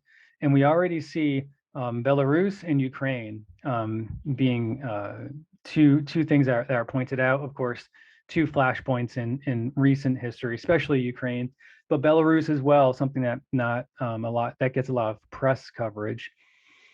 Back at the top, we have the NBP suggesting the banning of joint ventures, abortions, so the right to choose, import of foreign goods, the expelling of foreign companies, postponing elections, just a lot of things that are nationalistic, but also on the conservative side as well, looking at ethnic Russians being underrepresented in territories like Ukraine, but as well as abortion being called out. You can still see in banners and art the hand grenade, which is associated with the Russian National Bolshevists. Here it's talking about a tagline or also an image connected to a newspaper that Limonov had started. Moving on, this talks about the forming of their headquarters. I think that July 1995 is interesting. An opinion poll shows only 0.2% of the respondents even knew about the National Bolshevik Party, which is in part why it became something of a meme with Nazbol gang and stuff later. But so all of this that we're talking about is an extreme minority of the population. 1996, I want to highlight this again, that in Ukraine, there were proceedings against Limonov for instigating attempts to damage territorial unity of Ukraine, Article 62 of the Ukrainian Criminal Code. So already this early on, Ukraine was in this Alexander Duginist, Limonov, ultra-nationalist. They say they're not right or left, and Limonov is everywhere. But I mean, this is really a right-wing movement that this is already in their sights. And it's interesting because we're going to see much later that with Dugin and potentially his connections with members of the Russian political party that that Vladimir Putin is a member of, begin to actually realize and these things, and also that Limonov late in his life kind of switched his views on Putin once Putin began doing things like annexing Crimea and sending in people into Donbass, etc. I only showed this because it shows some of their direct action. So this was a small group. However, we'll see, even though 0.2% of the population at the time even knew that they existed, they will become extremely influential, specifically Alexander Dugin. But at this point in the 90s, we can see it. They were it was very leftist type of activism, direct action stuff. At the top, we have people, during the wreath laying ceremony on the Red Square on the occasion of Lenin's birthday, several NBP activists throw rotten tomatoes at the delegation, for instance. Going down the same, they raise their flag in St. Petersburg. Here it does state they raised the NBP flag, a hammer and a sickle in a white circle against a red background, a combination of Soviet and Nazi motifs. So this is where some people get this idea, this synthesis idea that we discussed earlier in the German school, where National Bolshevism is just you take fascism and then you take communism and you put them together. That was an aesthetic, and I do wonder how much of that aesthetic maybe had to do with the Sex Pistols, to be honest, given Limonov's background. I should say, I was just thinking, Sid Vicious specifically. This is interesting. Every right-wing conspiracist's boogeyman appears. In 1997, the NBP organizes a series of protests against or actions to accompany a visit of the American billionaire philanthropist George Soros to Russia. So yeah, just interesting that Soros makes an appearance here. In Moscow, Limonov and Dugin heckle Soros at his press conference, suggesting that his Open Society Foundation is doomed to failure in Russia, as its grants would simply be embezzled. Here's the moments of departure for Alexander Dugin I briefly described earlier. Essentially, it seems like this is like a headquarters somewhere between that and a squat. And apparently Dugin lost some money, and Limonov refused to say that it could possibly have been one of the other members. So Dugin essentially separates himself from the group at this point. He says down on the bottom, Dugin publishes a note entitled How to Understand Salter, which contains the following phrase: Russian Orthodox Christianity, especially in its old believers version, offers a much more profound and shocking spiritual experience than beer, dumbbells, chess, and cultural pastime preferred by young degenerates. And so you can you can see where perhaps the seriousness of Dugin and of course his career trajectory in real life, but as well as ideological, wasn't lining up with so-called beer dumbbell lifting guys that were running around throwing tomatoes at elected officials. It seems like throughout the late 90s, this is all 1998, there are attempts by the NBP to register as a political party, and they just never can. There's always something wrong with their application or irregularities. And so they never actually get officially recognized, it seems like, in this time period. Kind of in between different people getting attacked and beaten up. In August 1999, the Ukrainian Independence Day, 16 NBP members, mostly from Moscow, protest in Ukraine in order to attract attention to the problem of the Crimean Peninsula, which, according to the NBP, Ukraine should return to Russia. So this is interesting. November 2003, NBP activists go into Latvia and protest. They chain themselves together in St. Peter Cathedral, claiming that they're going to blow everything up. If their demands are not met, their demands include the release of Russian World War II veterans from Latvian jails, that Latvian Russians be guaranteed equal rights with ethnic Latvians, and Latvia refuses to join NATO. They eventually surrender to the authorities and are charged with terrorism. So wrapping this up, we're in the early 2000s now. The conclusion from this article: even after the more moderate members left the party, the extremism of those who remained did not amount to much beyond high-profile but not particularly harmful attacks, mostly involving celebrities and foreign property in Russia and near abroad, to attract the attention of the media and thus highlight what the NBP considered issues of importance. As Limonov put it at a press conference in 1999, "We are extremists, of course, but we haven't shed a single drop of blood yet."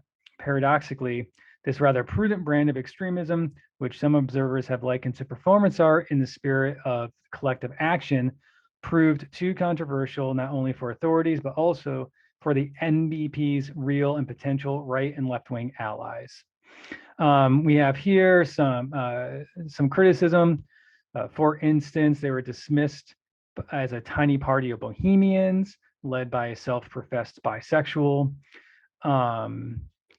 They were also disliked because of their nihilism, such as the slogan "Down with the government" and the Duma, and the fact that the party frequently paid homage to fascism and National Socialism, which is generally a problematic stance to have. So before moving on to Alexander Dugin and wrapping up the Russian National Bolshevist Party, this is an example of an article that Limonov wrote.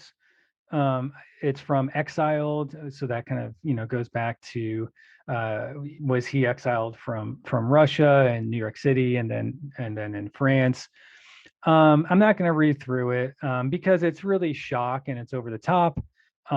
He throws around some racial stereotypes, but then he'll follow them up with something that appears to be very tolerant to kind of get this, mixed message of normalizing this somewhat absurd, racial stereotypes and language. But you can see here that the imagery to me, it looks like a 90s zine. It looks like it's underground, of course.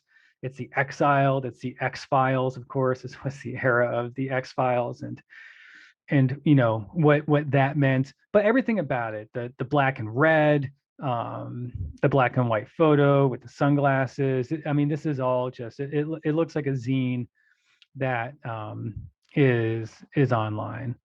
And of course here he's just going, it's all ridiculousness, going through what he likes about Jewish people and what he doesn't like about Jewish people.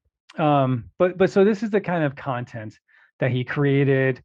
Honestly, much of it is shock value. It seems like I understand that there is a coherent ideology with this political party. I'm not an expert on Limonov.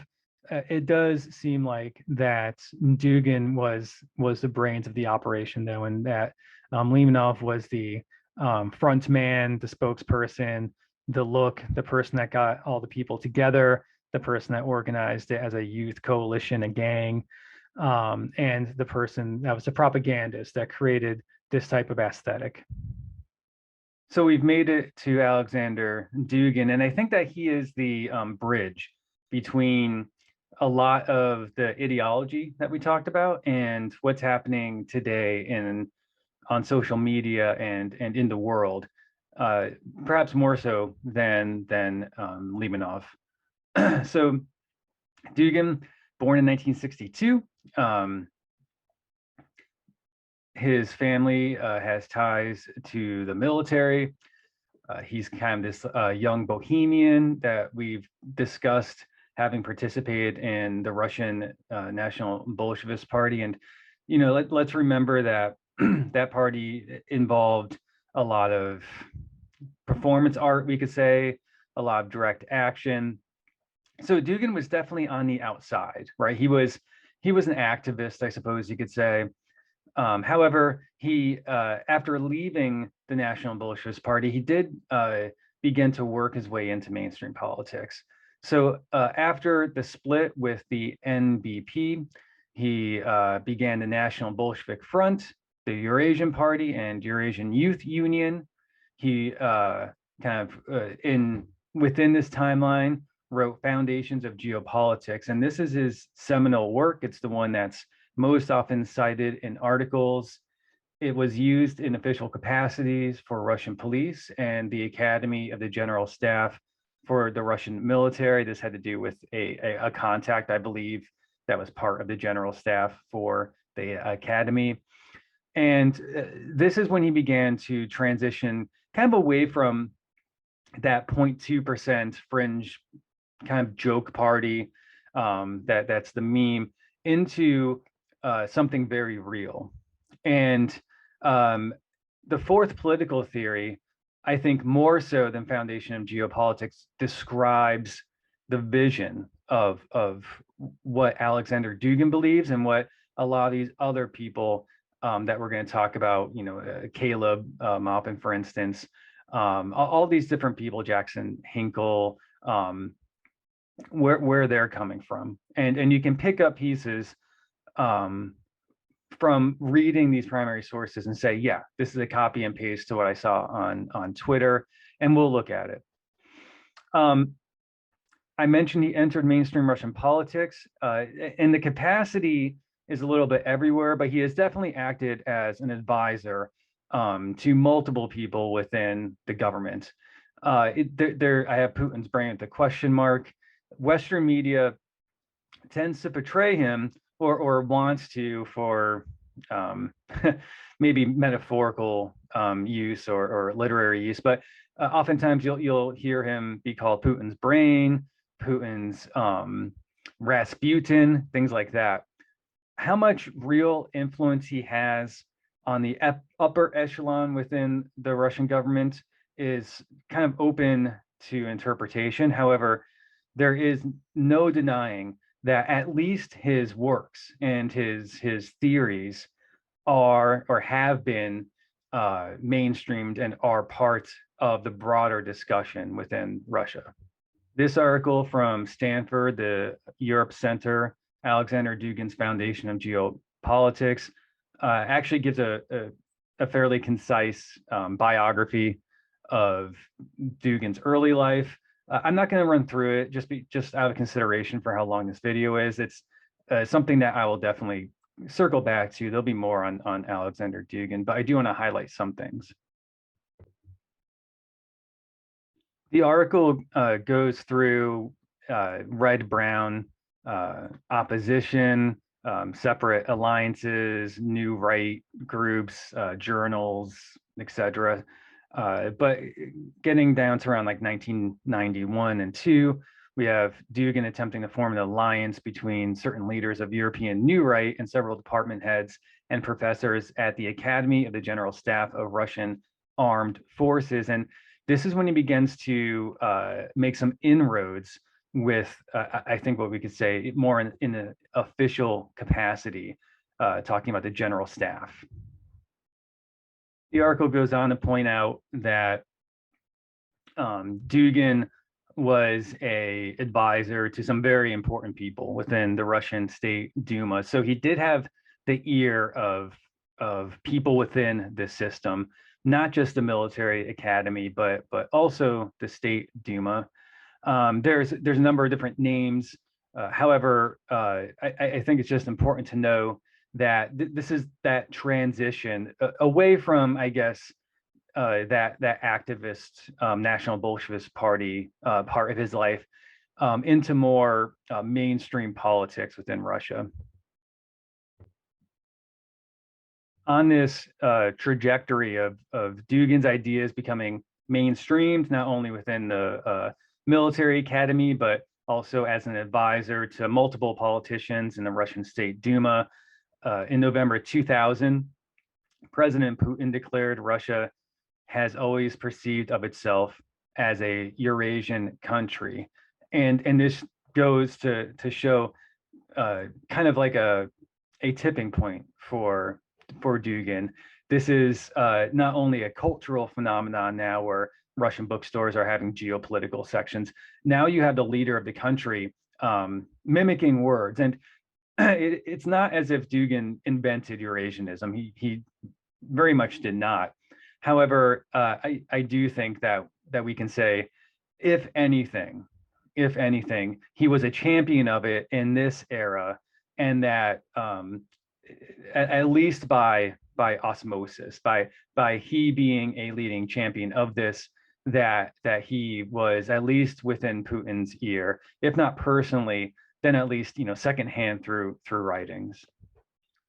On April 21st, 2001, Dugin achieved new height with the founding Congress of Pan-Russian Political Social Movement Eurasia. Holding this Congress underscored the close relations that Dugin had formed with present and especially former members of Russian Special Services. Let's do that again. On April 21st, 2001, Dugin achieved new heights with the founding Congress of the Pan-Russian Political Social Movement Eurasia. Holding this Congress underscored the close relations that Dugin had formed with present and especially former members of the Russian Special Services. So this is he reimagining the KGB and special services within Russia, and actually holding a Congress or an event with former and active members. So this is an article from Foreign Affairs, Putin's Brain, Alexander Dugin, and the philosophy behind Putin's invasion of Crimea. I'm not going to share it, mostly because it's behind a paywall, even if you subscribe.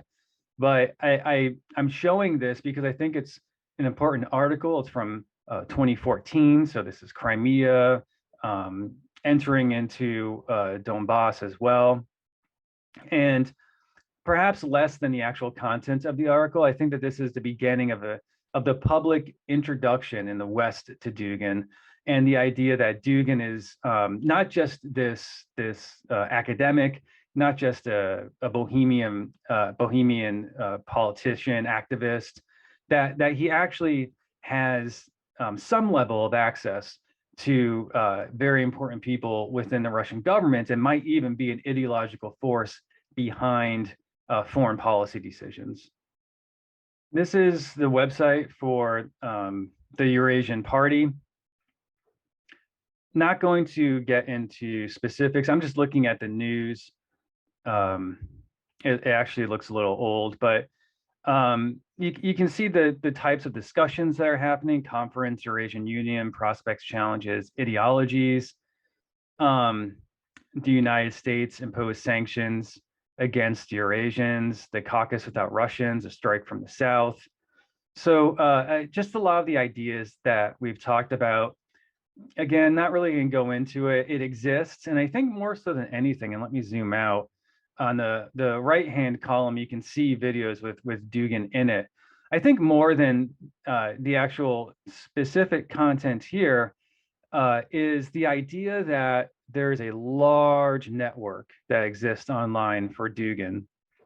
And here you can see that there's courses, Eurasian classes, Eurasian videos, and there's also another site for Eurasian Youth Union that we'll check out here. But again, more so than the idea of this being or specific things being found on these websites, is the fact that these websites exist, and that this is only the beginning. This is like the base level to a internet network that's been created by Dugin going years and years back, that has only become more complicated and entering into the realm of social media, into somewhat of an ecology that we'll see, where the same people are sharing similar content, the same people are following each other, liking each other, and that they're all interrelated in one way or another.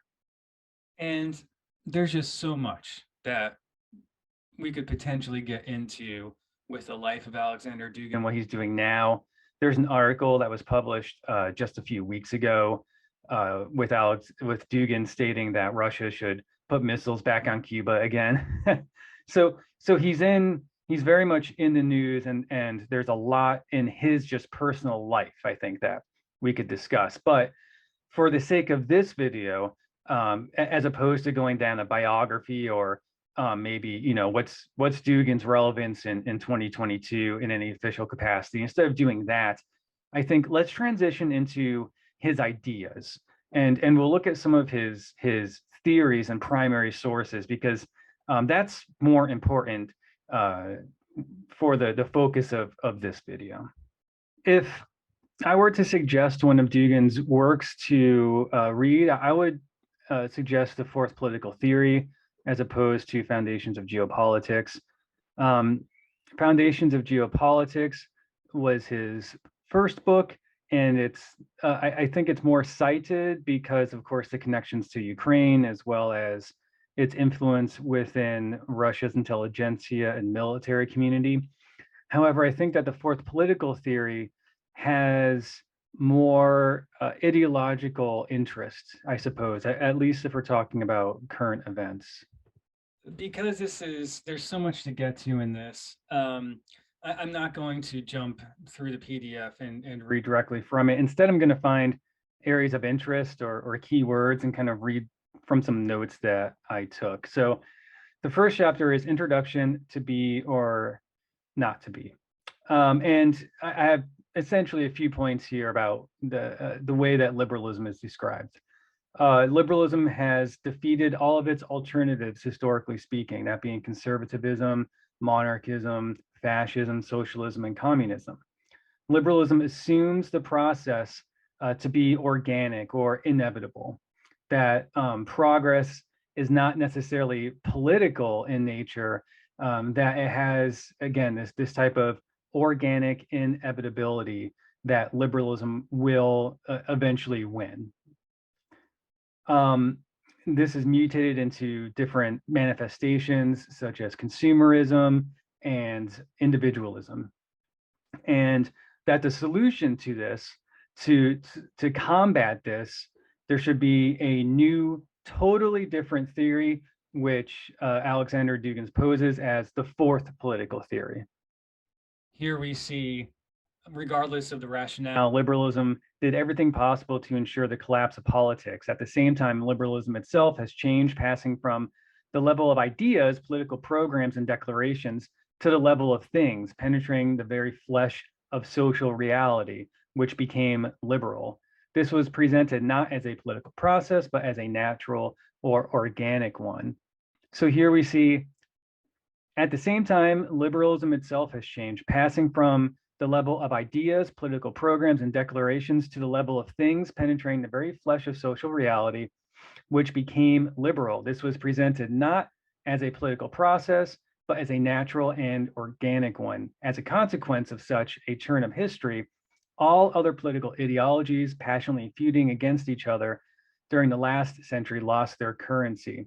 And I just put here in my side notes, of his points, this is one of the more interesting ones, the idea that you don't oppose the political policy or political stance, but instead you oppose the social status quo, the most social part of the now apolitical liberalism. And I think that this is something you see in right-wing populist rhetoric and politics today. Here, Dugin says that he lays out all these different political theories, modern political theories, and he says, re-examining of the three political theories into the closely related ideologies of National Bolshevism and Eurasianism that came very close to indeed creating the fourth political theory, that the fourth political theory is not dogma, not a complete system, nor a finished project. And this is where you get into the nitty gritty, you know, kind of like 2015 4chan, I'm not a Nazi because Nazis existed in Germany in the 40s and that's not me kind of thing.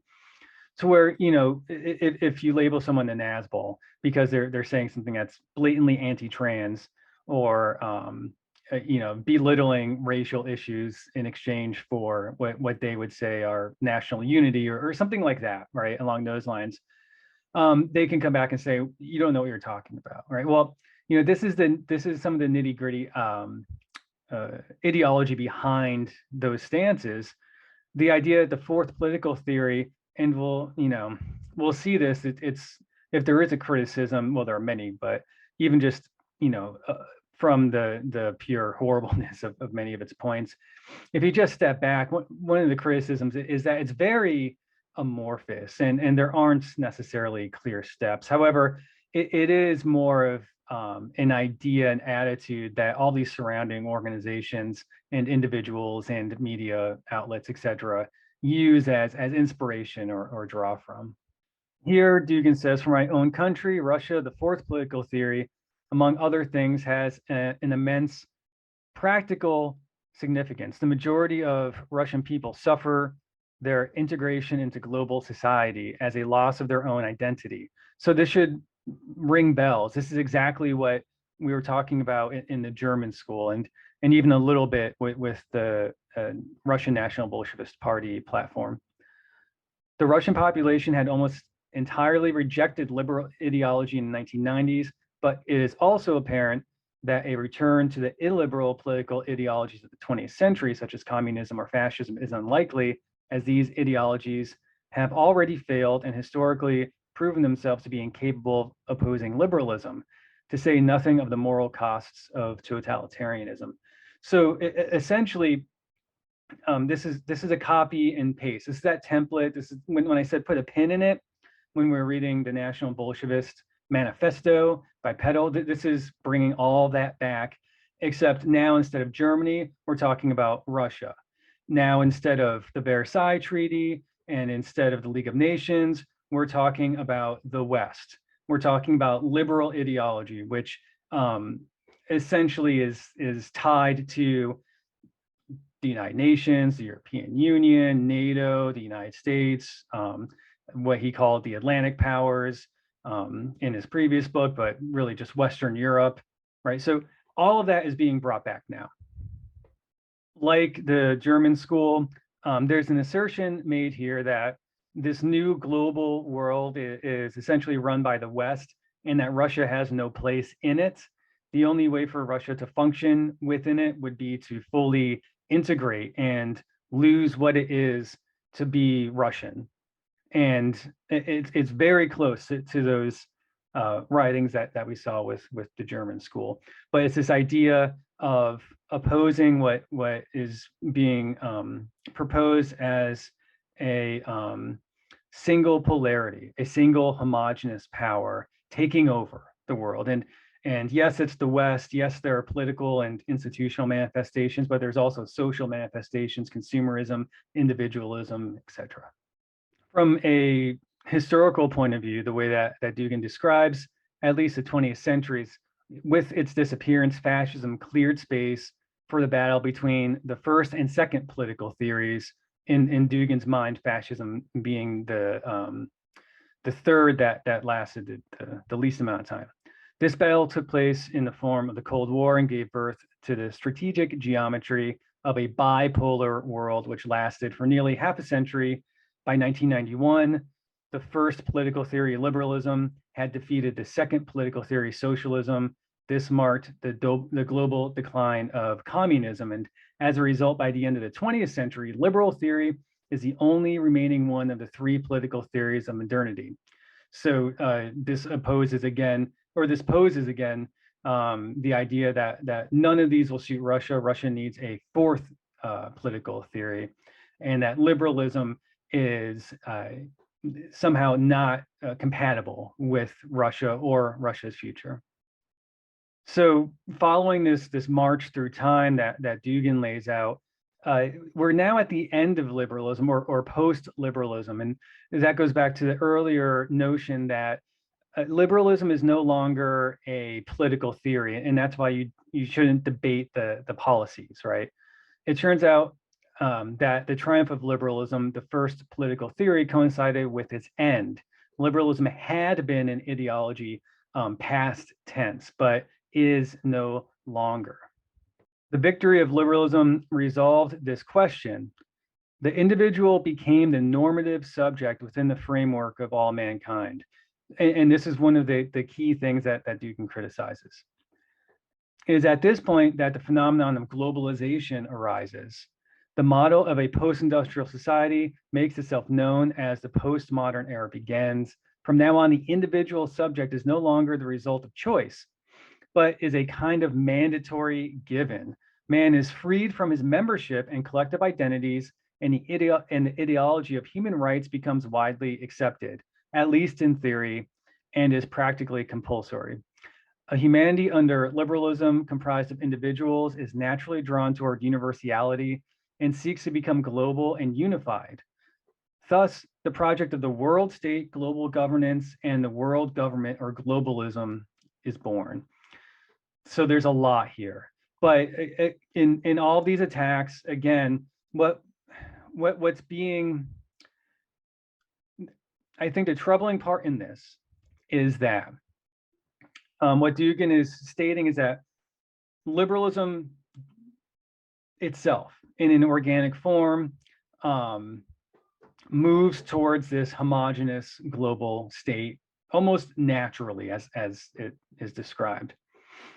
And that he uses the word man is freed in a kind of negative way from collective identity, meaning that thinking back to the German school, what's being freed here is all of those things that made the Volk special. So man is freed from what it is to be Russian, perhaps supremacy of the Russian language, Russian history, Russian art.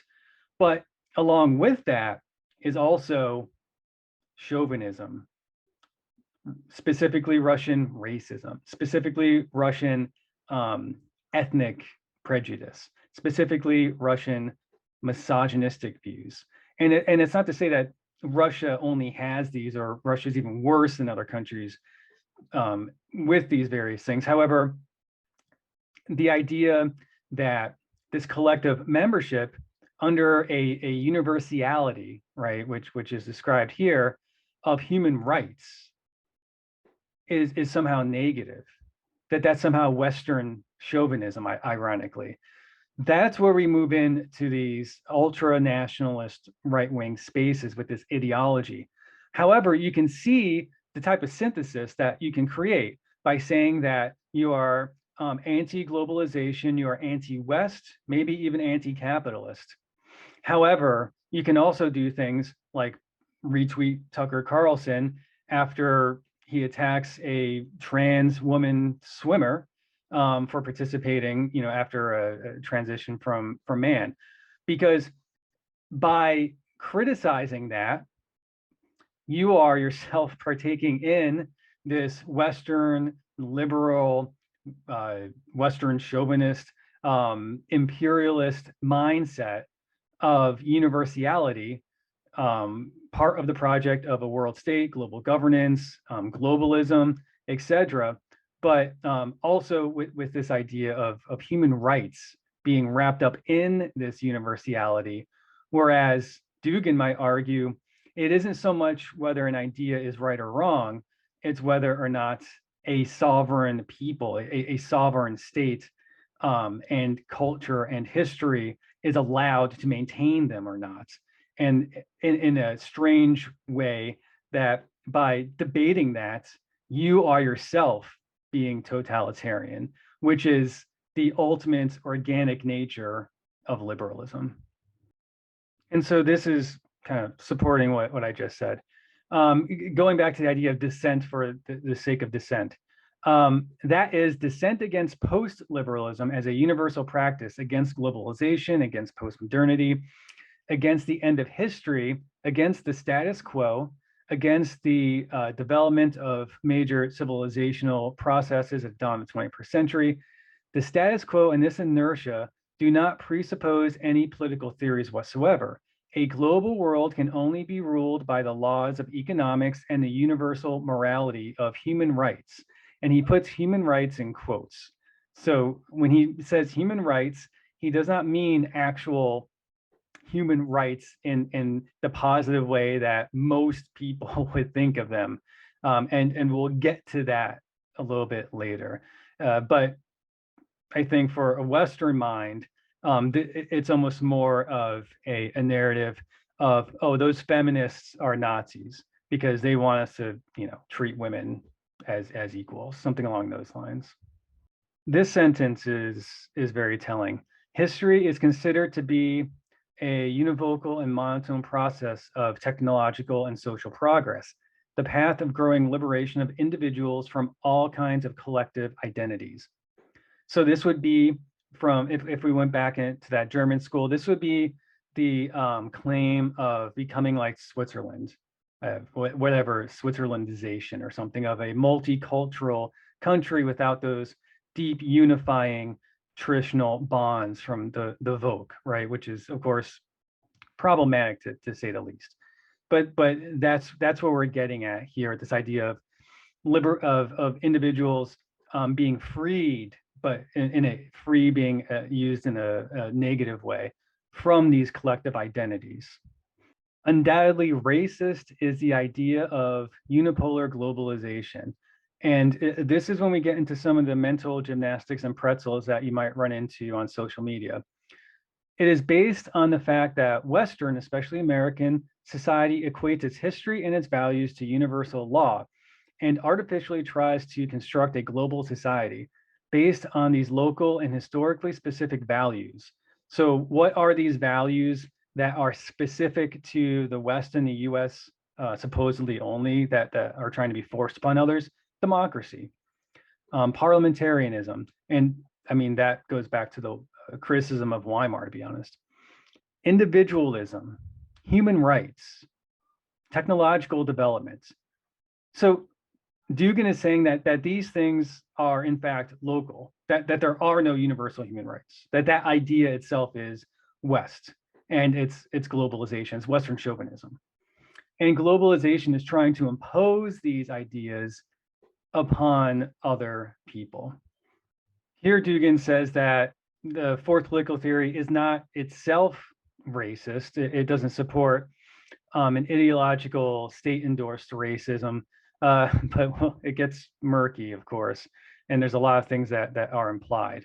So it does state here, this is a central axiom of the fourth political theory, the idea that if anti-racism directly strikes the ideology of Nazis, National Socialism, then it is also indirectly reaches communism with its class hatred and liberalism, with its progressivism. So he's tying the racism in Nazism, supposed class hatred and communism with liberal progressives. I'll leave it like that. He essentially calling liberal progressives cultural racists. Here's the vagueness that I mentioned before. The fourth political theory is conceived as an alternative to post-liberalism, but not as one ideological arrangement in relation to another. Instead is incorporeal, or in other words, that means like non-material.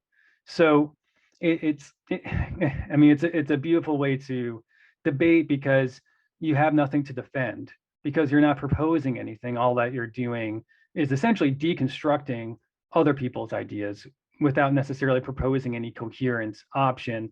But the act of that somewhat postmodern deconstruction, or perhaps maybe not down that road, but just dissent for dissent, is the idea of fourth political theory. And I do think that it plays into internet culture, memes, 4chan, kind of that 2015, 2016 internet culture, where memes really became an important force. This is an idea that's popular, especially amongst internet personalities, we could say.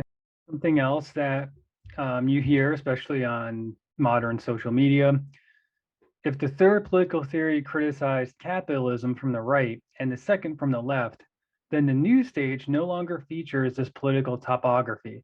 It is impossible to determine where right and left are located in relation to post-liberalism.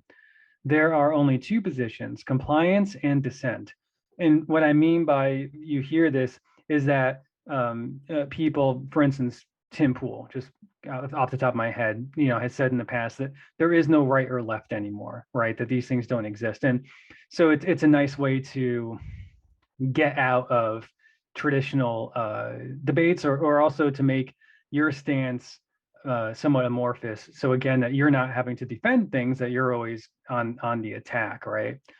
And so there's no left or right. We're beyond that. We're in this post-liberalism in which there's only compliance and dissent. And this brings up images of COVID vaccine conspiracies, I think, so-called free speech debates, in which people are squarely in a reactionary right stance. However, they'll complicate it, cloud it, or bring in other contradictory things to say, oh no, but I'm not, right? And that right and left, the traditional right-left spectrum doesn't even exist anymore.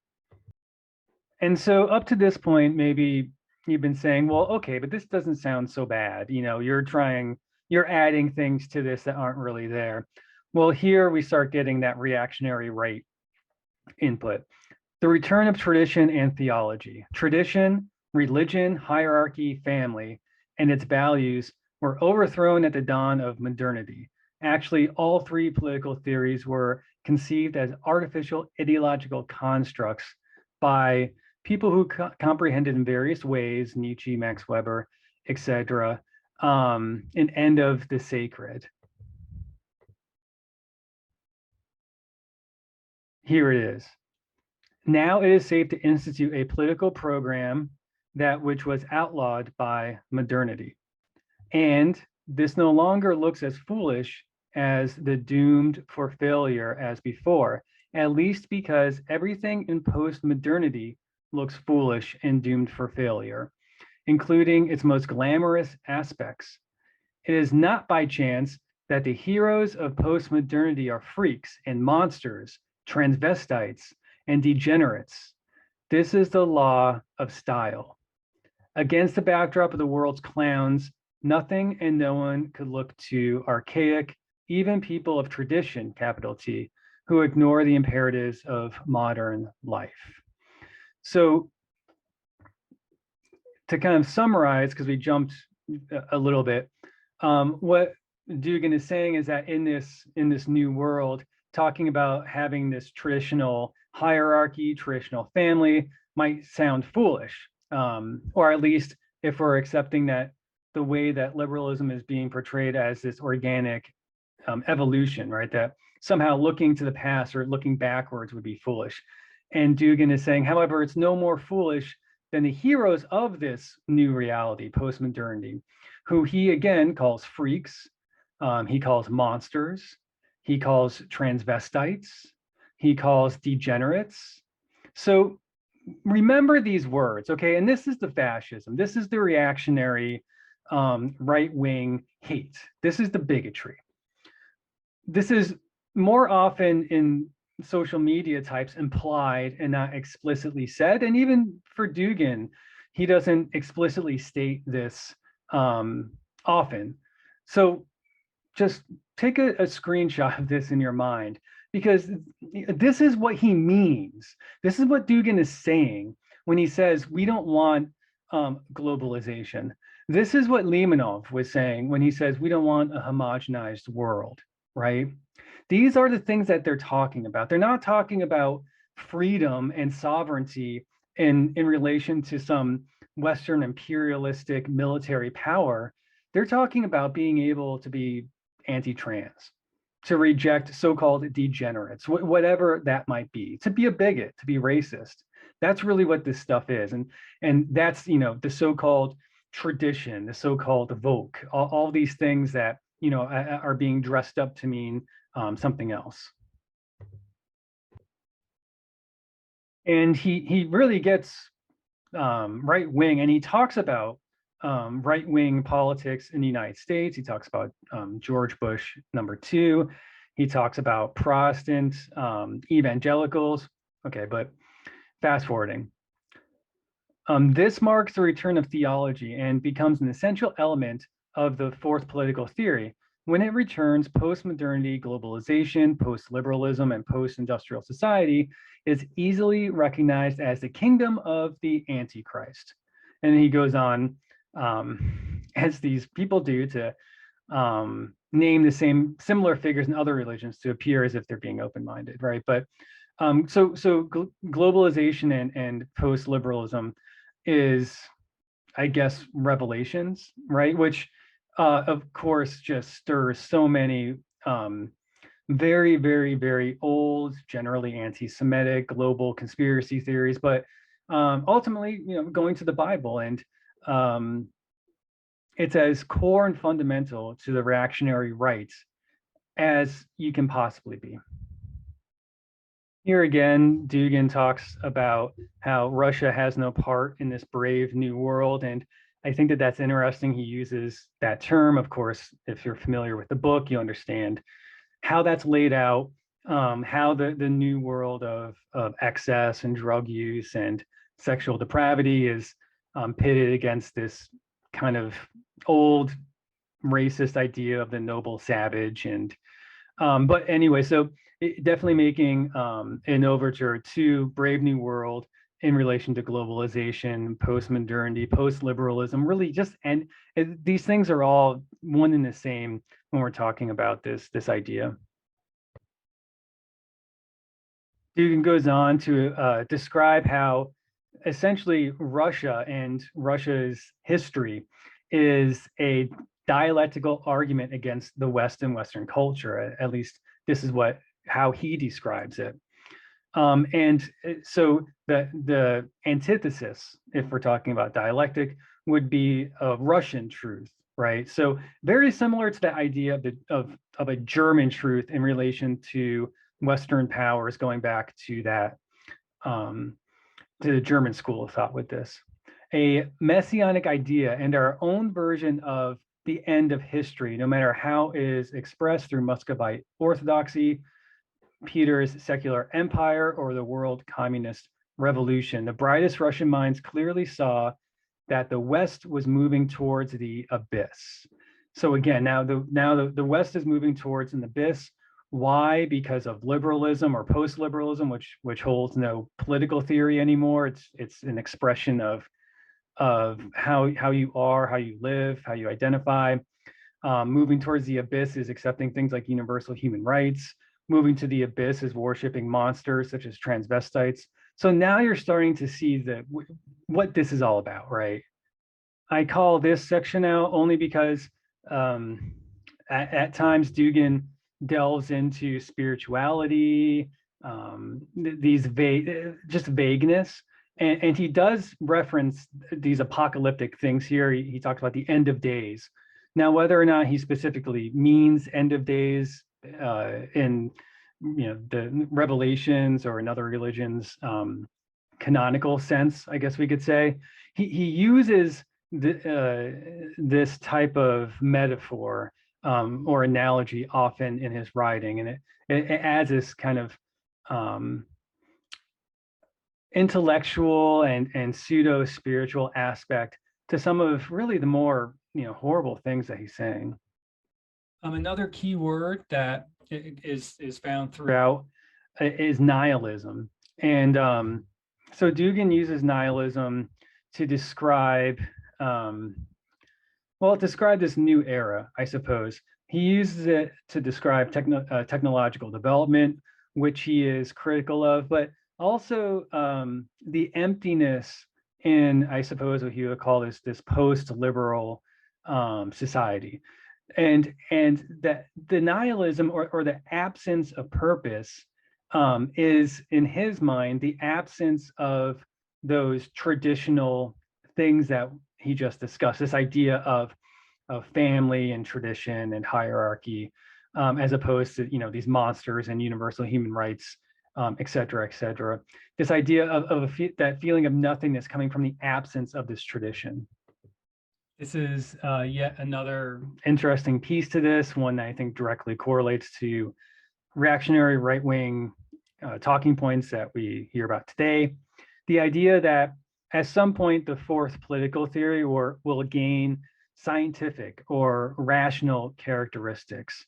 And this is because the structure of liberalism essentially will hit boundaries of what he calls explicitly absurd contradictions, or stops matching empirical data. And if this sounds like facts don't care about your feelings, I mean, yeah, I would agree that it's that style of argument that you hear from a lot of right-wing people, especially when we're talking about gender and trans and race.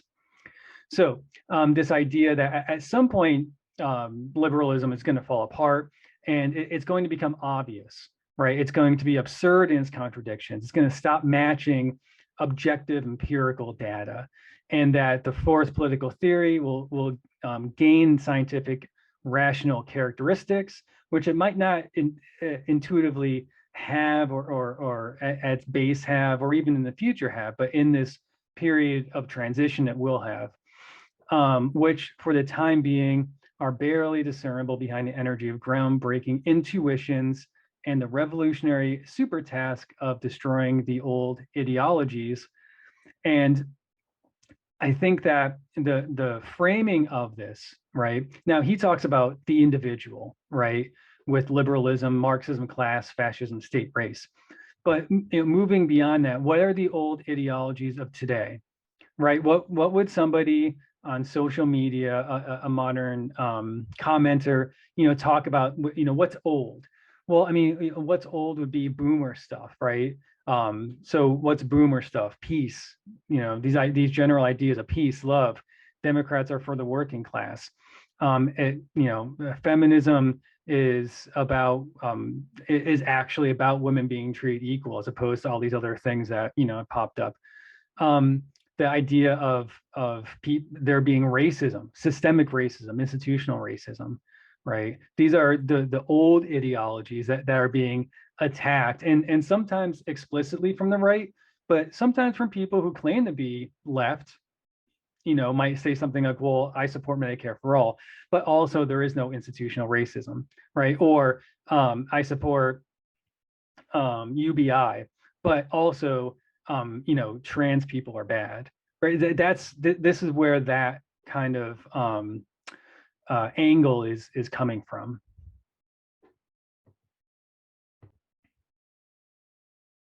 And so here we are in this circular logic that we ended up at with the German school too.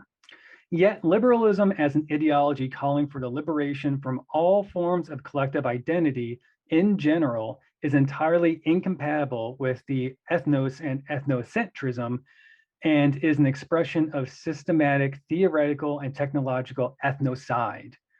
I mean, it's a very fancy way of saying that liberalism is about undoing ethnicity. If we think back to the German school, ethnicity was key to the creation of the collective Volk, which you need to create a nation.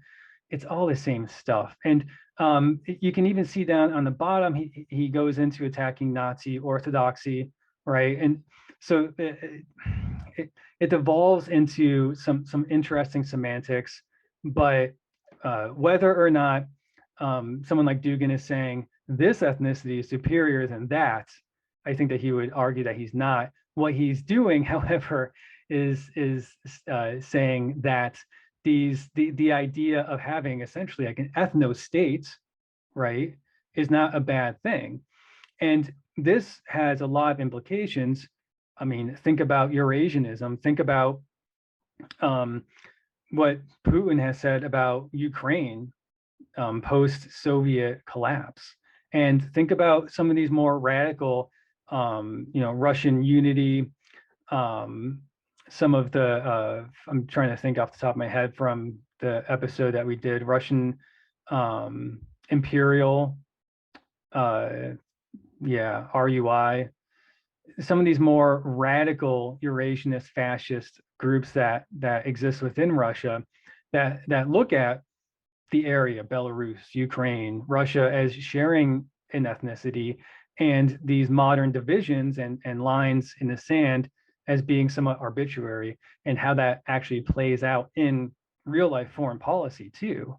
So there's a lot to this, right? And so yes, it's not as simple as saying like, white European people are superior, but it is not. It's also not saying the opposite. It's getting into these circular pretzel kind of debates that you would have again in 2014, 2015 on 8chan or 4chan, where someone like Richard Spencer is saying, I'm not a Nazi. And here we get into some of that. You might, sometimes it's called Western chauvinism or American chauvinism, or imperialism, etc.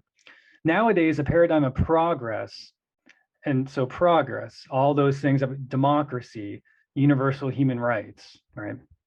Nowadays, the paradigm of progress is considered almost anti-scientific.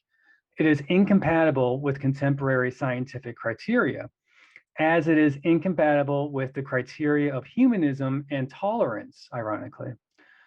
Any idea of progress is in itself a veiled or direct racism, asserting that our culture, for instance, the white culture or American culture, is of higher value than your culture, than, for instance, the culture of Africans, Muslims, Iraqis, or Afghans.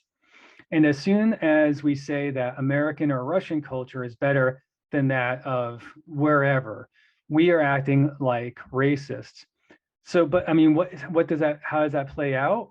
Well, the idea again of universal human rights. That's a specific thing that Dugin calls out as a Western post-liberal edict of globalism. So if you advocate for universal human rights, you're being racist in this discussion. But here's the thing, Dugin doesn't say that, and he doesn't say that, I think it's I am racist, and therefore, because I am Russian, I should be allowed to be racist. It's not phrased like that. Instead, it's phrased in this idea of inertia, this idea that liberalism sees itself as inevitable. And so in that inevitability or inertia, we could say, is progress. And so instead of viewing things or aiming for so-called progress, well, we should, or growth, right? And these terms also could have like meanings within capitalism too, right? Growth, progress, development. And instead of doing that, without getting into the abstract stuff that he's doing here with Nietzsche and everything, is that we should seek harmony. And so instead of moving up, it's almost a horizontal movement in which we harmonize with different ethnicities, different nations, etc. Here again, in somewhat of another abstract discussion about the individual, Dugin states, I think this will be an impressive spectacle. Actually, let me go up a line. We must look carefully at a liberal when he reads or hears an axiom of this kind, which is one he disagrees with. I think this will be an impressive spectacle. All his tolerance, in quotes, will instantly evaporate, while human rights, in quotes, will be distributed to anyone, just not the one who dares to utter something along these lines. Again, I mean, this is the meme, the tolerant left, right, in quotes, and it'll show a riot or something. But the idea that that tolerance, in quotes, human rights, in quotes, I mean, that speaks volumes to where this ideology is firmly rooted. And the idea that by trying to push tolerance or push human rights, the notion that you're engaging in this totalitarian Western chauvinistic post, et cetera, I mean, it's, well, I'm not going to assert my my opinion, but this is where the criticism would be. There's an entire chapter on gender that I'm not going to dissect, but I think that I think of gender, one of the more interesting things that stuck out was this idea that essentially that liberalism idealizes the bourgeois white man, right? The businessman that's self-sufficient and everything else. And therefore, Dugin postulates that liberalism wants to give masculine qualities to women, and that doing so creates equality.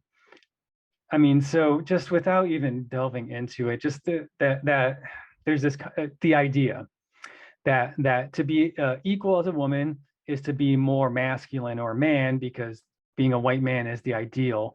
Therefore, what can we conclude? I mean, I'll be charged with putting words in his mouth. That's okay. But the idea that all efforts at tolerance, at equal rights for women, women's movements, feminism, are essentially trying to make women like men.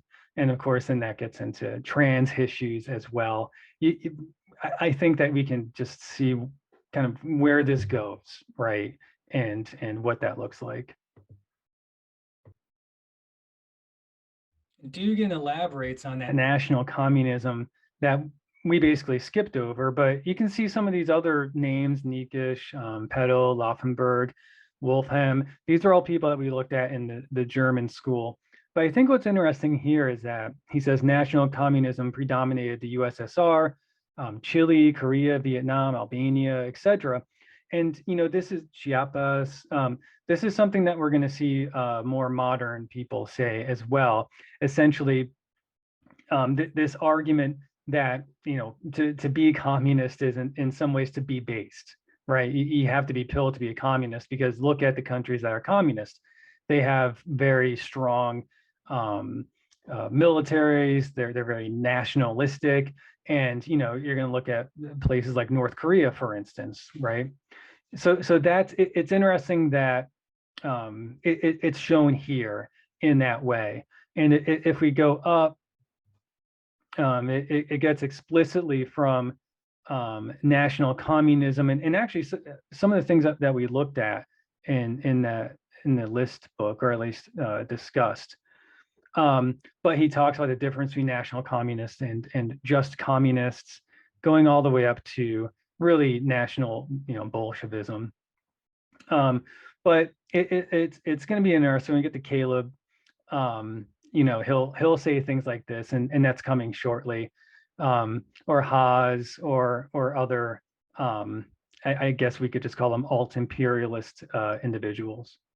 Again, just pointing out some of these firmly right-wing depictions or critiques of the left, really. Now this is going through some history, so he's talking about new leftists at this point. Thus, new leftists define a large-scale project of the right future with the following requirements at the center: refusal from intellect, schizophrenia. Okay, so I mean, and this is what he meant earlier when he said at some points, things that post-liberalism is no longer going to match the objective criteria. And that's when this fourth political theory will take on more scientific dimensions. But okay, refusal of intellect, again, you know, Ben Shapiro maybe. Abolition of a man as a measure of all things, the death of the man. Overcoming of sexual taboos. Okay, so maybe like acceptance of LGBTQ rights, right?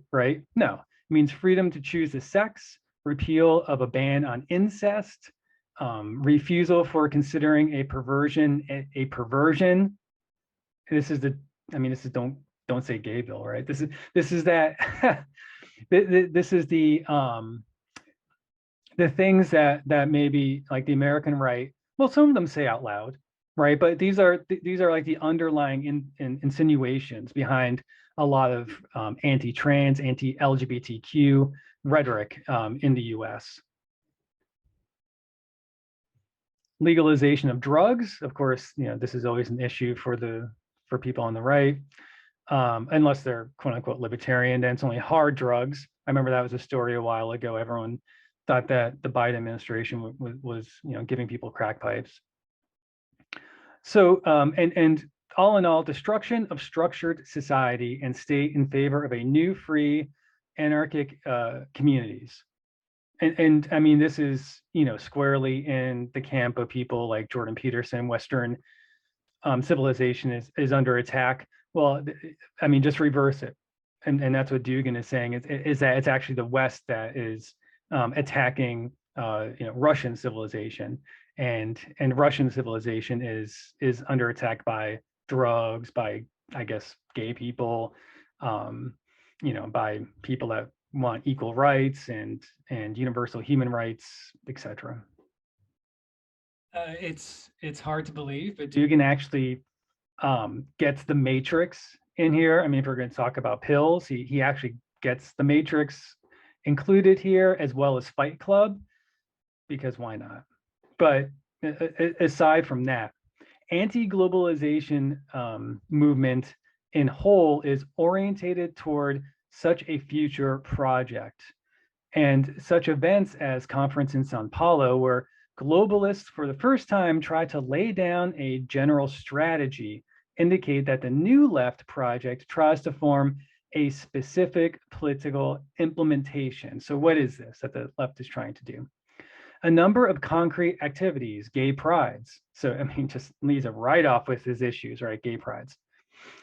Ecological action, anti-globalization actions and strikes, unrest in immigrant suburbs in European cities, the riots of autonomists in defense of squats, widespread protests of new trade unions, more and more reminiscent of a carnival movement for legalizing drugs, etc., fit this trend. So this is a critique of the left and their actions, right? So essentially, I think what we could, he lists them all, but I think that what we could, a term that we could use that we're going to hear again is degenerates, right? That these are essentially, that the left, that's trying to protest, the anti-global left are nowadays just degenerates. And really, they're just part of the broader post-liberal structure as well, which is another thing that, we might not hear in those exact words, but a point that we'll come across later. Chapter 16, Against the Postmodern World. This is going to wrap up our look at this piece of work by Dugin. Of course, there's more, but I want to end with this because the subtitle here is The Evil of Unipolarity, and you will hear people say multipolarity, unipolarity. These are all terms Dugin uses to talk about this homogeny of the global West as he sees it. And that's exactly how he opens up. The current world is unipolar with the global West as its center, with the United States at its core. So he goes down and talk about how this has geopolitical and imperialist organization to it. But I think more interesting, he goes on to talk about America as an empire and a global dictatorship. I think that this paragraph is more interesting. Ideologically, unipolarity is based on modernist and postmodernist values that are openly anti-traditional ones.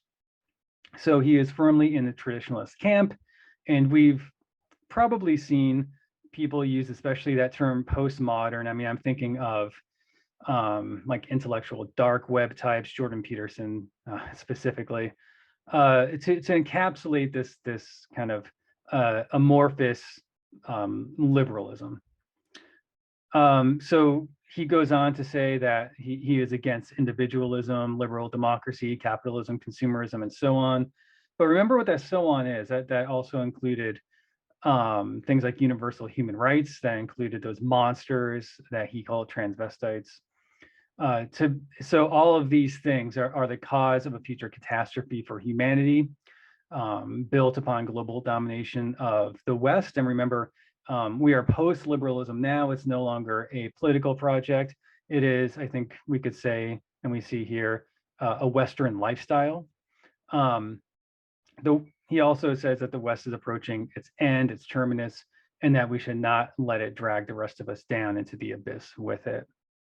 So some of that kind of religious end times, which segues into a talk about spiritual globalization and how it's essentially the kingdom of the Antichrist is what he calls it, with the United States at the center of this expansion. America values pretend to be universal. So again, that might be universal human rights, right? Arguing that none of these things are universal. These are liberal. That it is a new form of ideological aggression against a multiplicity of cultures and traditions still existing in the rest of the world. And so he is saying that he is firmly against Western values, which are modernist, postmodernist. To me, if you've done any research in, right-wing, modern right-wing rhetoric, this all sounds pretty familiar. Another question is the structure of a possible anti-globalist and anti-imperialist front and its participants. I think that we should include in it all forces that struggle against the West, the United States, against liberal democracy, against modernity and postmodernity. The common enemy is the necessary instance for all kinds of political alliances, Muslim, Christian, Russian, and Chinese, both leftist and rightist, the Hindus and the Jews who challenge the present state of affairs, whatever that means, globalization, and American imperialism. They are thus all virtually friends and allies. So this sounds inclusive, but what he's saying is that in being inclusive, this united front can include some very bad people. This is kind of like the crescendo of the book. So if we free socialism from its materialist, atheist, and modernist features, which strips it pretty far down, and if we reject the racist and narrow nationalist aspects of the third way doctrines, and remember when he's saying third way, he's talking about fascism, which again, you take away the racism and nationalism, you're stripping that concept pretty far down to the base. However, so if we do that, we arrive at a completely new kind of political ideology.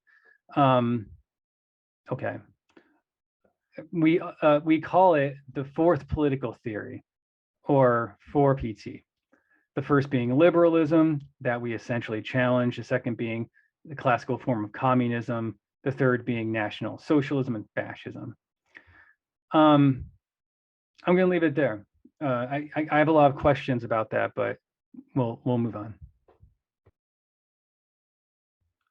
Here, Dugin states, so we need to unite the right, the left, and the world's traditional religions in a common struggle against the common enemy. So who is this common enemy? Social justice, right? National sovereignty and traditional values are the three main principles of the fourth political theory. Remembering, so who is that common enemy? The West, right? It's interesting that he uses the term social justice in this way, but he does. It is not easy to put together such a varied alliance, but we must try if we want to overcome this foe. And in ending, Dugin states, I sincerely believe that the fourth political theory and its secondary variations, National Bolshevism and Eurasianism, can be of the great use for our peoples, our countries, and our civilizations. The key manager of differences is multipolarity in all senses, geopolitical, cultural, axiological, economical, and so on. So this is the core of his belief, which is why this multipolarity is so important versus this unipolarity. Going past some of this more abstract stuff, but there are some who think otherwise, who are aligned against such a project. Those who want to impose uniformity, the unique thought, the one American way of life, one world, and their methods are force, temptation, and persuasion. They are against multipolarity, so they are against us. And this is, in a nutshell, essentially, I think Dugin's most applicable work, the fourth political theory. And this is Foundations of Geopolitics. This is Dugin's, I think, landmark work. This is what put him on the map. This is the book that became the official textbook of the Academy of the General Staff for the Russian military. And this is a book that most articles will reference when speaking about Dugin. Now, I'm not going to go into this because this book is very dense, and it is very dense with geopolitics. But there is a piece to this that I want to highlight, and I've seen some articles do this as well, but I think it's worth our while to at least look at one thing here. And what's the one thing that I would like to highlight about this book? It's the fact that the word Ukraine appears 62 times. Now, it's a very large book, and Ukraine is an important territory. However, I think it's important to highlight that Ukraine is very much a central piece to what Dugin is getting at here. And if we jump down through a couple of these mentions, and we get around page 198, I believe, a section here that talks specifically about the Ukraine question, or the Ukraine being an issue. Here it is. The problem of sovereign Ukraine. And so let's scroll down and see. Next comes the Ukrainian question. The sovereignty of Ukraine is such a negative phenomenon for Russian geopolitics that, in principle, it can easily provoke an armed conflict.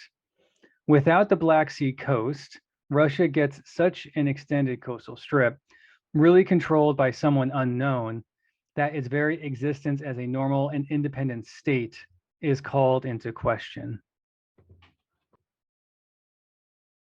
And this is really the paragraph that we need to focus on. Ukraine as an independent state with some kind of territorial ambitions poses a huge danger to the whole of Eurasia. And without a solution to the Ukrainian problem, it is pointless to talk about continental geopolitics at all. This does not mean that the cultural, linguistic, or economic autonomy of Ukraine should be limited, and that it should become a purely administrative sector of the Russian centralized state, but strategically, Ukraine should be strictly a projection of Moscow in the south and west. Making this larger so that you can see essentially that Ukraine cannot exist as an independent state. Now, there's in a video that I did about Russian extremists in Ukraine, as well as Ukrainian ultranationalists, I talked about some of the ideologies behind this, whether it's from Belinsky and the Azov Battalion and Patriots of Ukraine before that, or you're talking about Russian imperialist or Russian unity.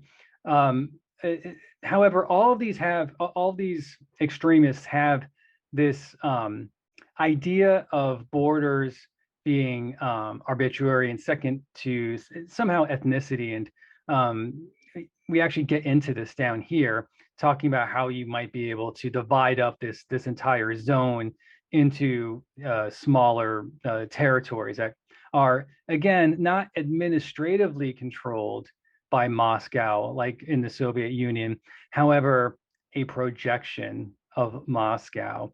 And so what that nuance means is up to you, but it was after Putin annexed the Crimean Peninsula, prior to that Georgia, the short war with Georgia, but annexing the Crimean Peninsula, aiding, interfering in elections in Belarus, as well as aiding separatists and extremists in Donbass, that people like Limonov, as well as Dugin, became interested in Putin, and Dugin especially has worked his way in. Now, as mentioned before, exactly how influential he is in the government is open to interpretation, but what is not open to interpretation is that he is on some level influential in society, as well as to at least certain government officials in Russia. Moving on to geopolitical decomposition of Ukraine, because apparently Ukraine existing is a problem, as stated by Dugin. The question of Ukraine is more complicated, although the model of geopolitical composition of the state is very similar. Here, however, an important role is played by the geopolitical scale of Ukraine. And so what Dugin is doing here is saying that the sheer mass of Ukraine, and many people don't understand just how large Ukraine is, lends itself to separatism and tendencies of political sovereignty. So we see that here, separatism and the tendencies of political sovereignty are incomparably more active in Ukraine than in other smaller countries. Ukraine as a state has no geopolitical meaning, according to Dugin, as neither a special cultural message of universal significance, nor geographical uniqueness, nor ethnicity. And I'm not going to comment on that. I think that that is what it is. And here it also gets very interesting. The further existence of a unitary Ukraine is unacceptable. This territory should be divided into several zones corresponding to the gamut of geopolitical and ethnocultural realities. And so he goes on to describe, especially with Eastern Ukraine, as well as Crimea, basically what's happening today, in today being 2022, with the Russian war in Ukraine. But he talks about Eastern Ukraine. So this would be like the Donbass region. He talks about Crimea. After this was written, Crimea was annexed by Russia. So it's very telling that this is a literal textbook. And, remember where this guy came from, because we might be at this point further along in the video. This guy was running around throwing rotten tomatoes with Limonov back in like 1992, right? These guys were grabbing Nazi slogans and paraphernalia and throwing it together with communists to get this cool punk rock aesthetic thing going. And they were, threatening to blow up places in Latvia unless Russian soldiers were released. So that's the roots of this guy, right? He stopped with the National Bolshevik Party over someone like stealing $25 from him, essentially, in this headquarters that they had that sounded like a squat. So he rose from that to this, and this book was his first book, very early, and this is what really propelled him from this marginal 0.2% of the population even knowing that that party exists to being very influential. And I mean, unless you consider this as just being a coincidence, this is just damning. I mean, this is forecasting what was to come, very shortly with the Putin regime.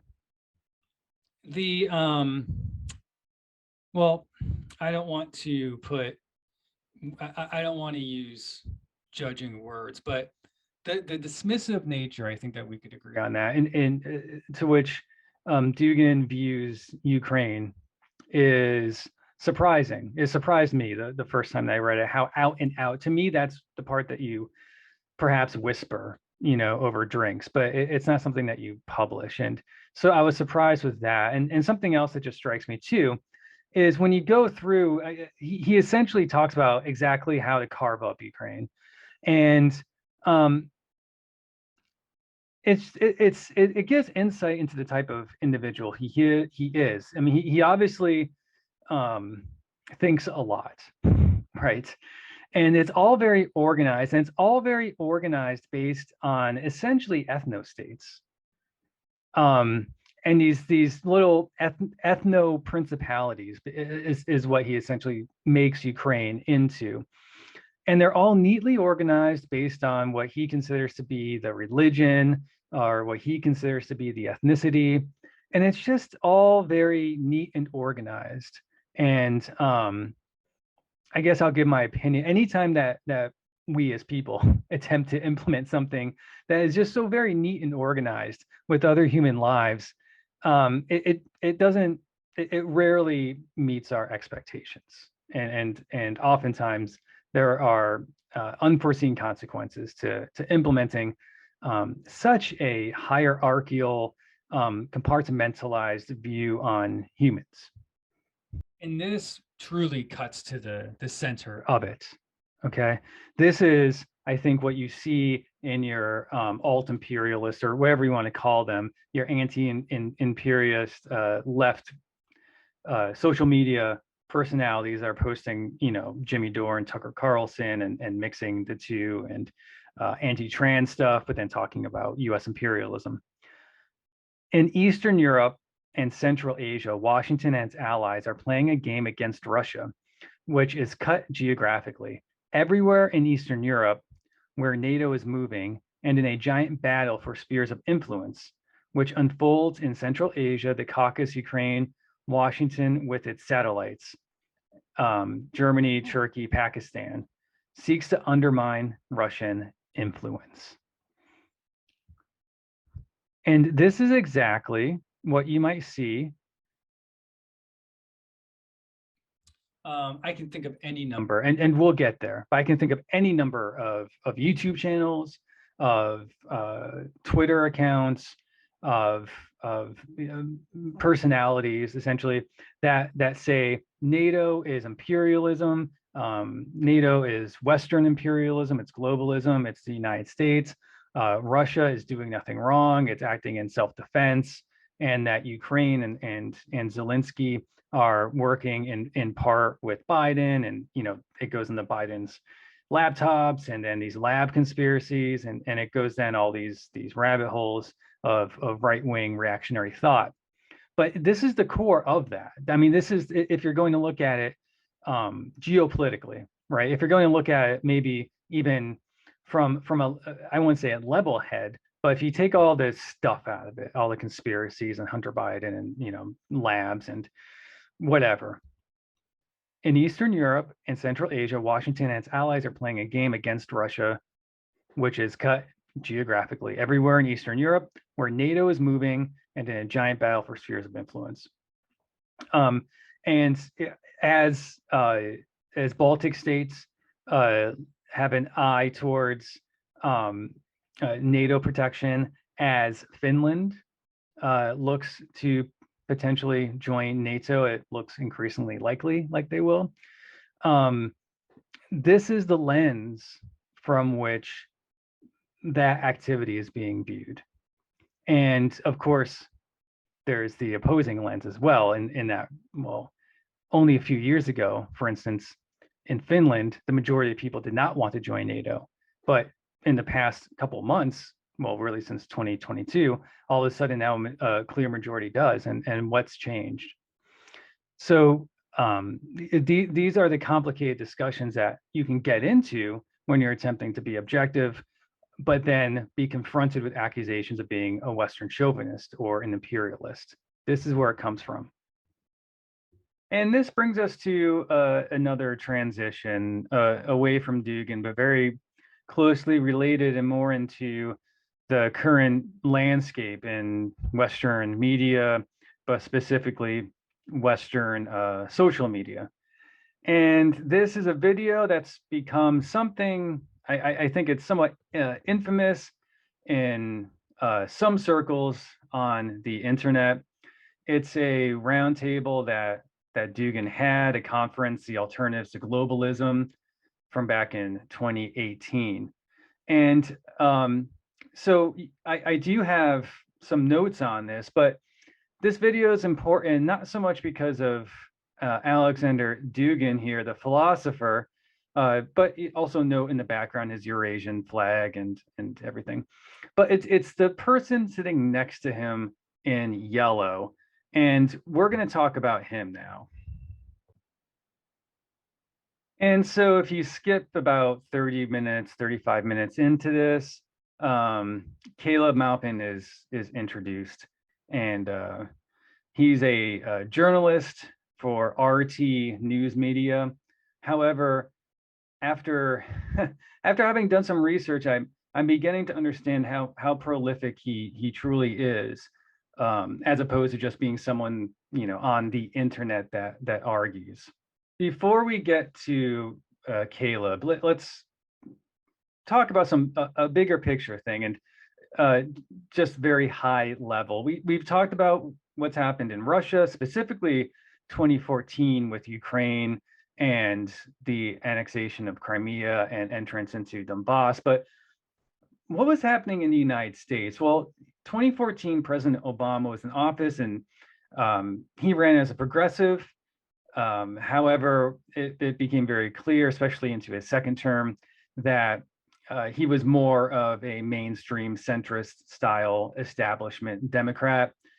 And perhaps one of the more, I don't want to say controversial, but one of the more dividing things in the Obama era, along with many others, was the ongoing wars that happened on his watch in the Middle East, in Afghanistan, perhaps specifically with Syria, and we'll get to Syria and Syrian conspiracies with some left media. But regardless, there were schisms that were present already in the Democratic Party, and this only made them deeper.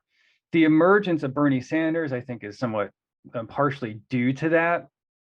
And to this day, there are divides in maybe the establishment Democratic Party camp and people who supported Bernie Sanders.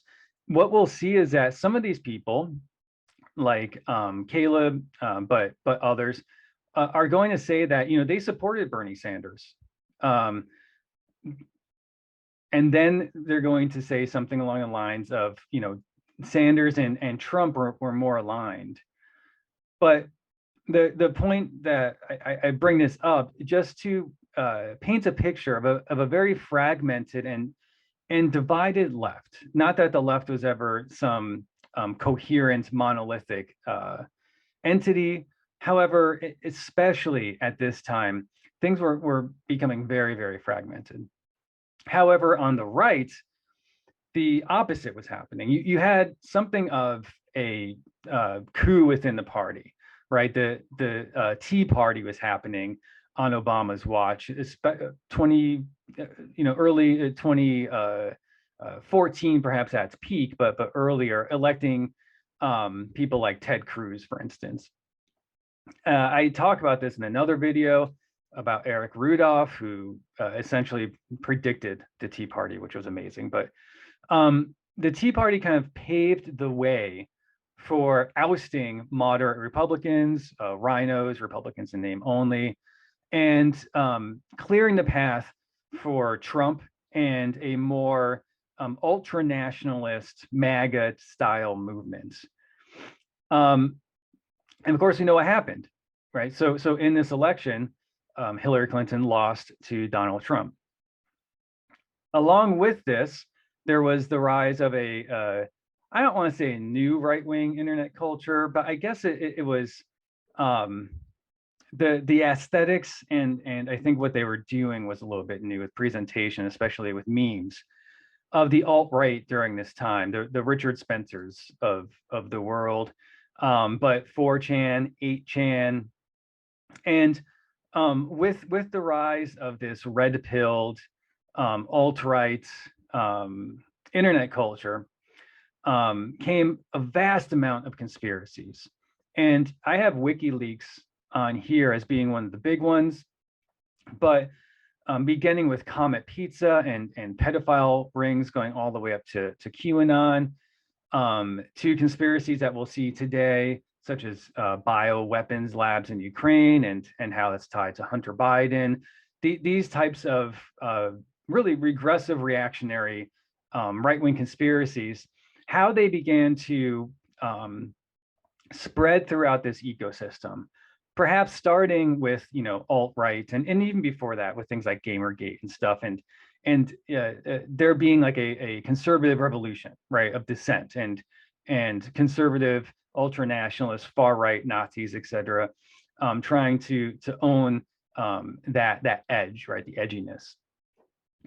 But in short, this kind of left the left very divided, and that's important because it's going to allow for a kind of shattered political scene in which people like Caleb and other people who are borrowing from, mimicking, sometimes just copy and pasting some of those ideologies from either from Alexander Dugin and things that we've looked at, or even going further back, to take advantage of this and to try to make overtures to, and we'll get there, but what can be portrayed by some, I suppose, as this make America great again, MAGA populist folk, to use that word, which we haven't used in quite some time, going back to those German authors. I should also mention that in that time period as well, there were cases of Russian electoral interference, Russian propaganda, Russian bots spreading disinformation. So there was this very anti-Russian sentiment or stance taken by the Democratic Party, which also served to divide the left further, and some taking the contrarian stance of saying that I actually support Russia in this more than the Democratic Party. Now, what's true in that and what's not, that's for people who have Patreons to gain subscribers and make videos daily on. I'm not going to go down that road, but I think it's important to understand that Russia became a central point of disagreement and conflict as well within liberals, I should say, and the left. But moving beyond that, the rise of meme culture and this kind of Nazbol gang that's been created with this. It's interesting because I suppose hypothetically, if you go online and you search for like know your meme, the Nazbol gang is described as being a sarcastic kind of view of this very fringe political theory, kind of more so looking at it from that 0.2% Russian Nazbol party point of view and kind of mocking it. But going on to some Facebook pages, going on to Twitter, looking around, I disagree with it. Maybe at one point it was, but there's definitely some authentic, I guess I would say, political messages being shared in these memes, at least in 2022. Perhaps it did start, on Reddit or 4chan as this kind of sarcastic leftist thing. But I would argue today, you can shut up now, globalist, right? That it's at least been confused or co-opted by some. Along with this phenomenon, were also a series, it seemed like maybe like a year or 2 years ago, this might have been at its peak, of people debating NazBols on different platforms. I have Destiny here debating Nazbol Eric Stryker, which was news to me. I know Eric Stryker as being just a Nazi. But I think that this fluid or perhaps co-opting of the term is important to point out as well. And like I mentioned with Alexander Dugin, perhaps this is something that I make another video on. I'm not spending a lot of time dissecting these debates. For instance, Destiny did quite a few, and perhaps even more well known is Vaush. And so, Vaush has this concept of the Nazbol vortex, which is interesting. At first glance, I thought maybe it was a little generalizing or creating a narrative that doesn't exist. However, maybe that was true at one point, or maybe I was just incorrect. But regardless, moving forward, yeah, there are connections or an overture, right, from whatever you want to call. People get so bogged down in definitions that it becomes monetized, essentially debating what these words even mean. But the concept of whether it was the former alt-right or whether it is ultra-nationalist Nazis just co-opting leftist aesthetics, but with red-pilled social messaging, included in it, or whether or not it's something different. Maybe it really is people who authentically believe in this synthesis of National Bolshevism, embracing some of the messaging and edge of that first go round of the alt-right. But regardless, I do think that maybe Vaush is onto something now, even if he wasn't originally, with this idea of maybe not a vortex, or you hear this too with like the algorithm to where you go down this tunnel and then you get pilled. But the idea that there is definitely cross-pollination, at least, and if anything, perhaps there is this coherent theme, right, between the far right as well as these I guess we could call them NazBols.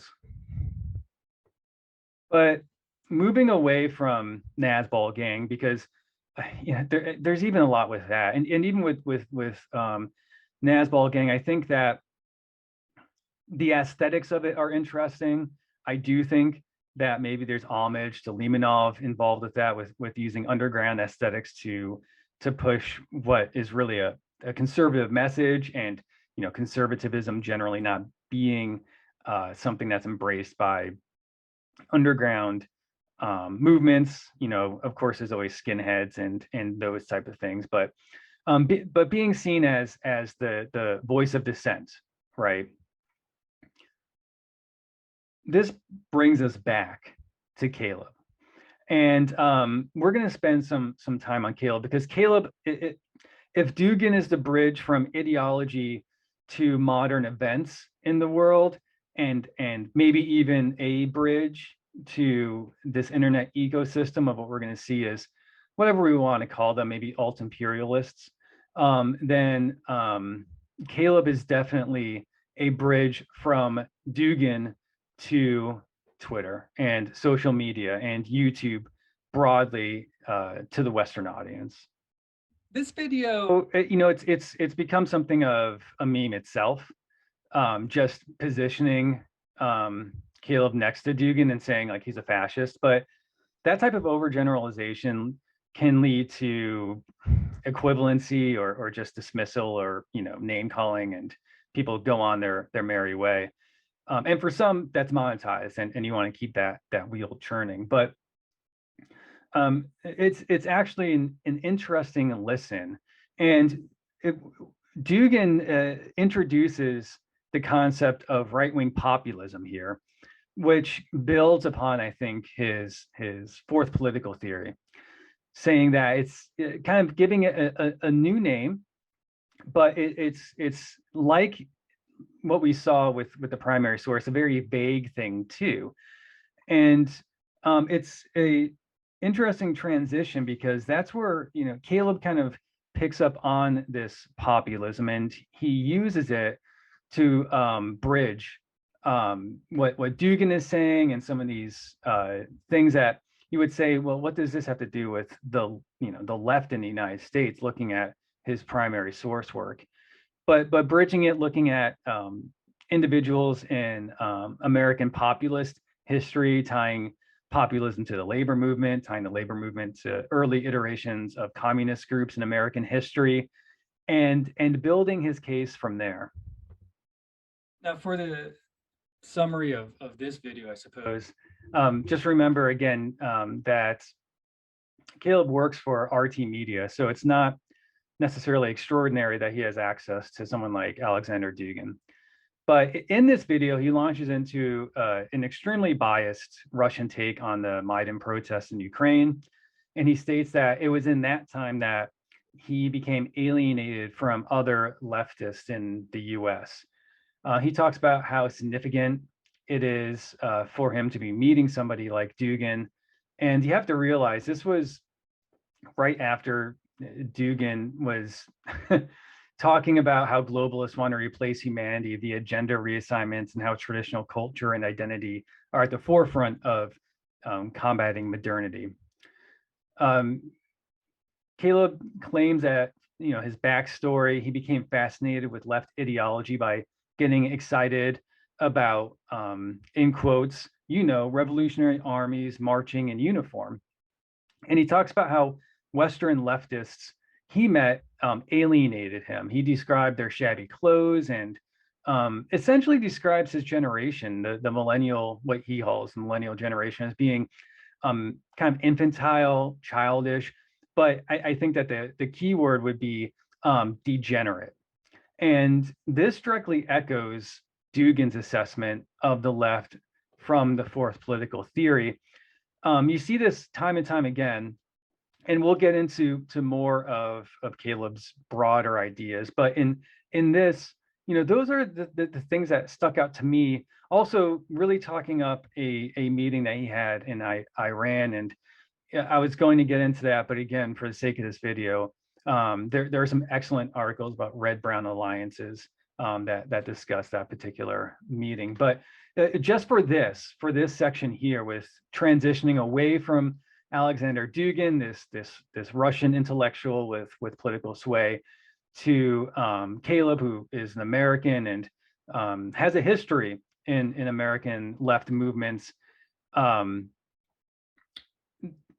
For this particular video, just the notion of how much he really does agree with Dugin, even though he says that they disagree on many things, and just the idea of where he's coming from, that he got interested in leftist politics because of the uniformity of the revolutionary armies that he saw, and their marching and their uniforms, and that kind of military pomp, as well as the way in which he describes leftists, modern day leftists in the US, using words, a term degenerate is very important because it's a reactionary term. It's going to be a term that we see he uses in a conspiracy to kind of argue that all leftists in the United States are compromised by like the CIA.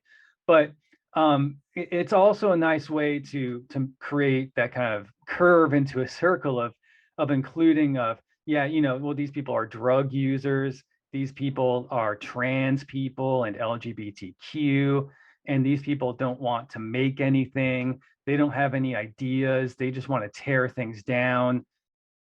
Very reactionary, Tucker Carlson, right-wing style talking points. We'll see that Caleb uses many of them. And here's a mashup, a quick look at some of Caleb's YouTube content. We can see that it focuses on attacking Democrats.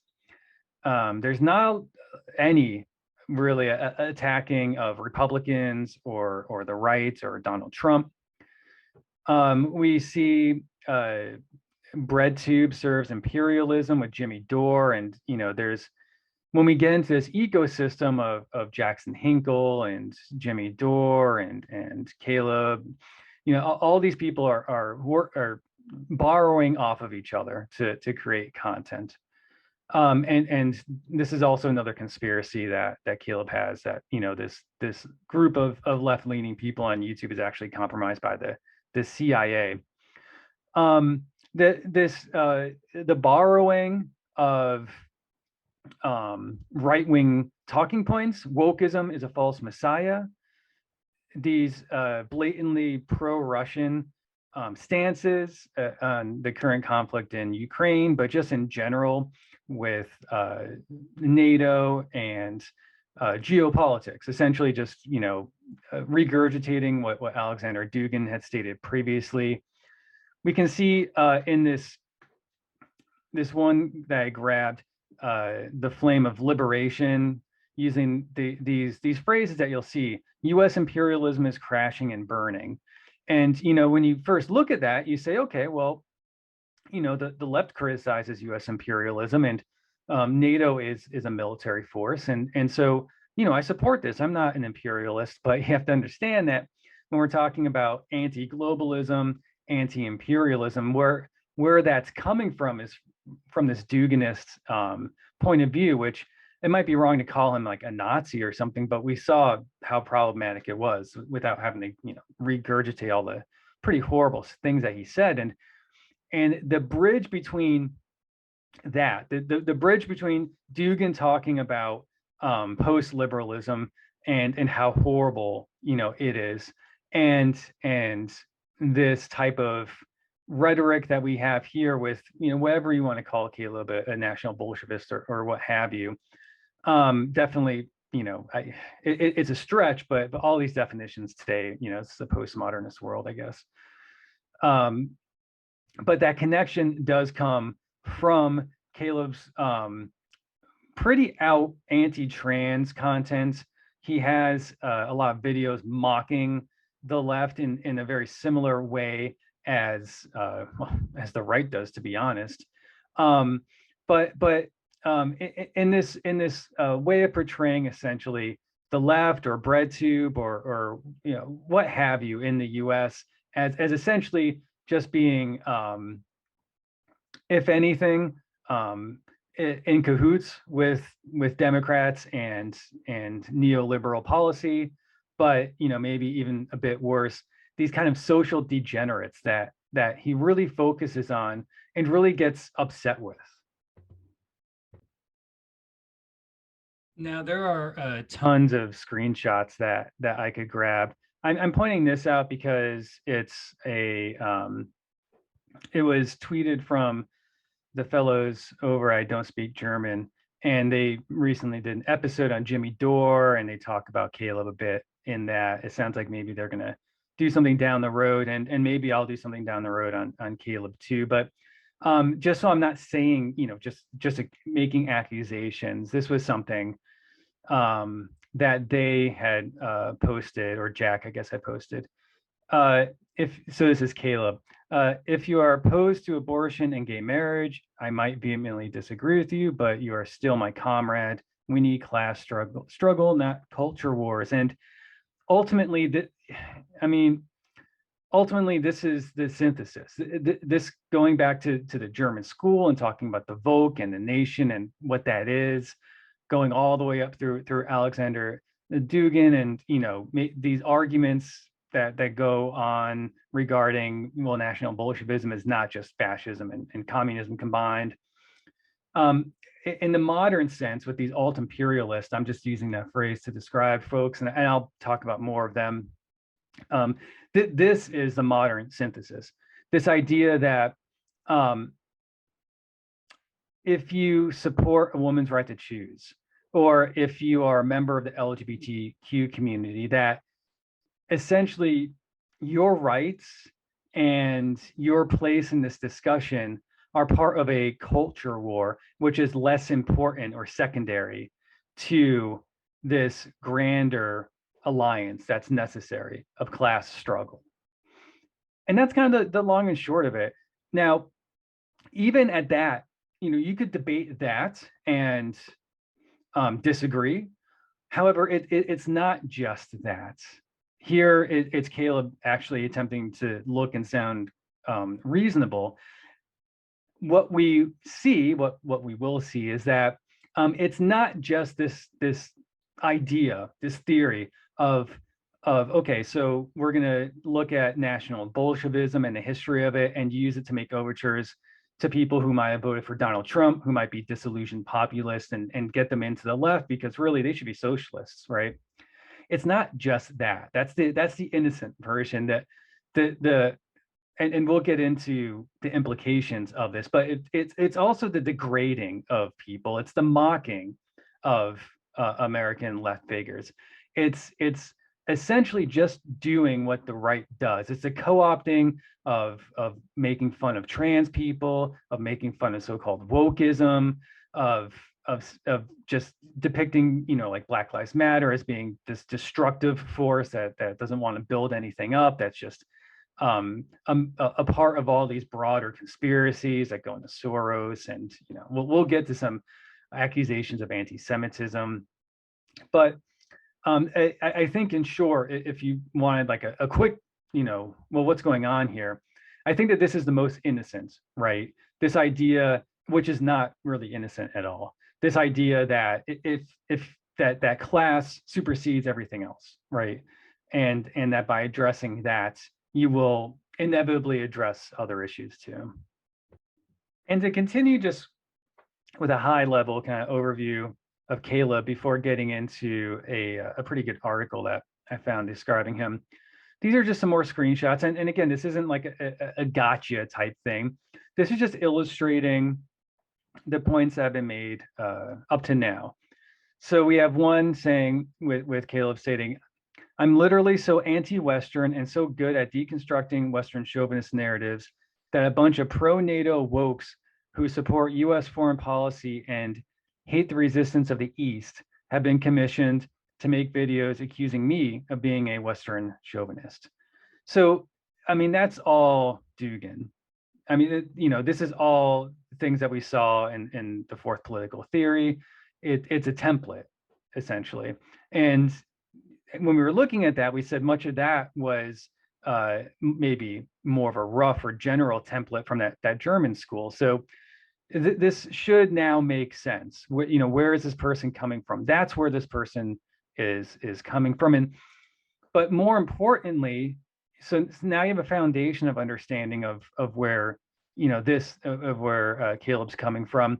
How does that manifest? Well, I grabbed a screenshot of him essentially promoting Marjorie Taylor Greene, who is, by even Republican standards, an extreme right-wing figure.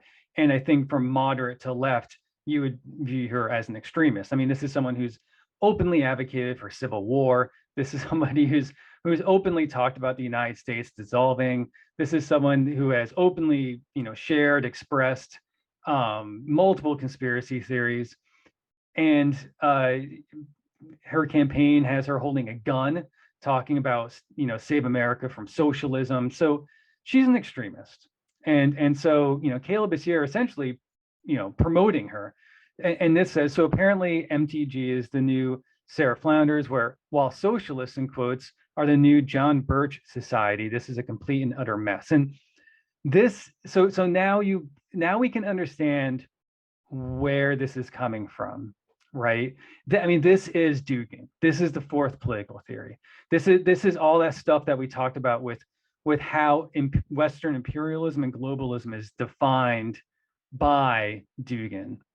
And what Caleb is doing here is muddying the waters, right? Confusing, but ultimately not criticizing MTG, who is just objectively a radical, far right-wing political figure in American politics, but instead criticizing socialists, in quotes, and focusing on the true enemy, right? Or refocusing the conversation of the true enemy not being Trump, not being MAGA or the Tea Party before that, or the militias that have been involved since the 1990s and terrorist activities in the United States, not the alt-right, not people like Eric Rudolph and Timothy McVeigh, and going all the way up to the January 6th insurrection, not 3%ers.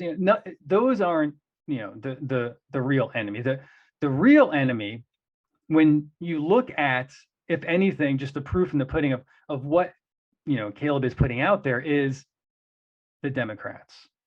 And it's because the Democrats represent liberalism. And going back to Dugin, we are in this post-liberal world in which they, post-liberalism, right, represent the West. They are the Versailles Treaty. They are the Western powers that Germany needs to protect itself from during the Weimar Republic.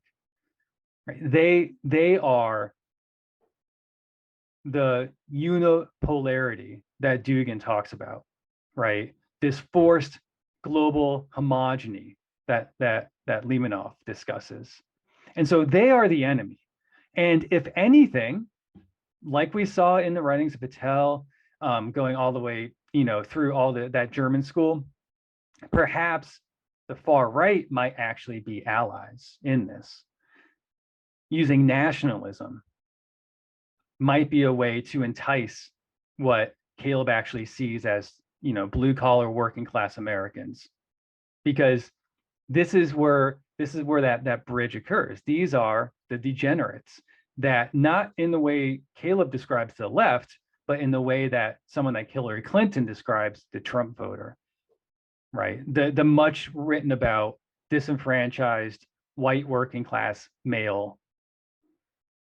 So let's get back to here. In these tweets, we see him, sharing MTG, and there's more cross-pollination as well, going to perhaps Foundation Geopolitics, with MTG criticizing Democrats, progressives, right, the left, for a spending bill focused on Ukraine. And so this is like a double whammy for someone like Caleb, because not only does it get that RT, that Russian perspective, right, out about supporting Russia in the current conflict in Ukraine, but of course that goes back to foundation of geopolitics. I mean, Dugin said that a sovereign Ukraine with territorial, integrity or desires is completely disastrous to Eurasia and can't happen. So this is how it all ties together. And then I also threw in the lower left, Haas is another figure. I'm just going to mention him on the peripheral here, but he's very much involved in this alt and imperialist, again, a term that I'm using, network, right, from infrared. And here he's also reposting Representative Marjorie Taylor Greene, an extreme right-wing figure in American politics, talking about the carbon footprint, right, and attacking AOC, right? So again, it's that, yes, these people on the right, no, I don't disagree with them. I'm not racist. I'm not sexist. I have no problem with the LGBTQ community. However, I'm also going to mimic right-wing talking points, Tucker Carlson talking points, bashing wokeism, talking about degenerates, talking, kind of bashing trans people and the millennial generation. These people are lazy and they just want to get high, mimicking all these, not only from Tucker Carlson, but also going back to Alexander Dugin himself, talking about this new left. And so kind of living in this in between, right? But again, refocusing the attention, not on far right nationalism being the issue, because these people want to embrace that nationalism actually, but refocusing this to the globalists. And the globalists aren't international corporations necessarily that are exploiting poor workers in other countries due to lack of labor laws and international regulation. It's not a left critique. It's this Dugin critique of the globalists, going even back to that meme that we saw, like with you can shut up globalist, right? What does that mean? Just recycle it back to who did Dugin call the degenerates, right? And that's really where we're at. That's where we're at with this. Communist Party USA has a good article about focusing on Caleb, but then broadening out a bit to other figures too. I briefly mentioned Jimmy Dore. I'm going to defer right now to, I don't speak German on that. Just check out that podcast. But also Glenn Greenwald and some of these other figures, and then we'll expand out to wrap this up, to get us kind of near the end of this video and the current state. But there are some articles and things that we need to get through first. This is one of them. Signaling left, turning right, the radicals that are rebranding populism. The article starts out, and I'm going to focus on Glenn Greenwald because he's all over Twitter, but it talks about some other actors as well. And essentially how these journalists who are had been traditionally on the left have moved more towards the right. And here in the article, we can see it talks about how they moved away from things like focusing on police brutality, for instance, to conservative hyperbole about the left, talking about conspiracy theories like the deep state, how the Democratic Party is authoritarian, talking about especially like free speech. That's one of the newer ones, as opposed to looking at the right essentially and what they maybe had looked at in the past. This is interesting because we've been talking a lot about Caleb, and I'm not going to go into like a biography here of him, but he really does have roots in the left, and I think on his site and where he kind of promotes himself is really kind of coming maybe out of age during Occupy Wall Street. And it's interesting because so many of these figures come from that. I'm also thinking of Tim Pool, for instance, and how they got from the messages of Occupy Wall Street to where they are now is fascinating. But anyway, so this talks about Glenn Greenwald and his move away. And there's a quote here where he's talking about being on like Fox News, for instance. He says, "I would be on Fox News every day if I didn't say no sometimes. And why is this happening? It's bizarre. You look at any article on my work and it's far leftist Glenn Greenwald, and now I'm the most frequent guest on Tucker Carlson's show. How did this happen? I think the reason is so many people on the left and on the right have so much more in common in terms of their political views and their common enemies than either want to recognize. Those old labels, left and right, don't really tell us much anymore." And I'm not going to say that Glenn Greenwald read the Fourth Political Theory and copied this from that, but essentially the Fourth Political Theory does say this, right? Where the first, second, and third position, well, the second and the third position really don't exist anymore. It's just the first position, and within that, even these traditional kind of Western left-right paradigms don't exist anymore. Liberalism as a political force doesn't exist anymore. Now we're at this post-liberal world, according to him. And, you know, that it's very much echoing this. I doubt that Greenwald, you know, is making that connection. But in this video, I definitely think that we can discuss those two realities intersecting. So this article, going down a bit further, again, reinforces that idea that it's not Trump, it's not MAGA, it's not ultra-nationalists, it's not, you know, racist, it's not xenophobia. That is the epicenter, the focus of what needs to be critiqued. It's this idea that for Greenwald, the Democratic Party is the epitome of fascism, which is what Dugin is saying. You know, Dugin is saying things like the concept of a universal human right is, well, he's not saying it's fascist, but he's saying it's imperialist and globalist, right? And I think that in the way that this article is describing it, that they're using fascism a little bit loosely, but that it's this idea of force, right, of authoritarianism.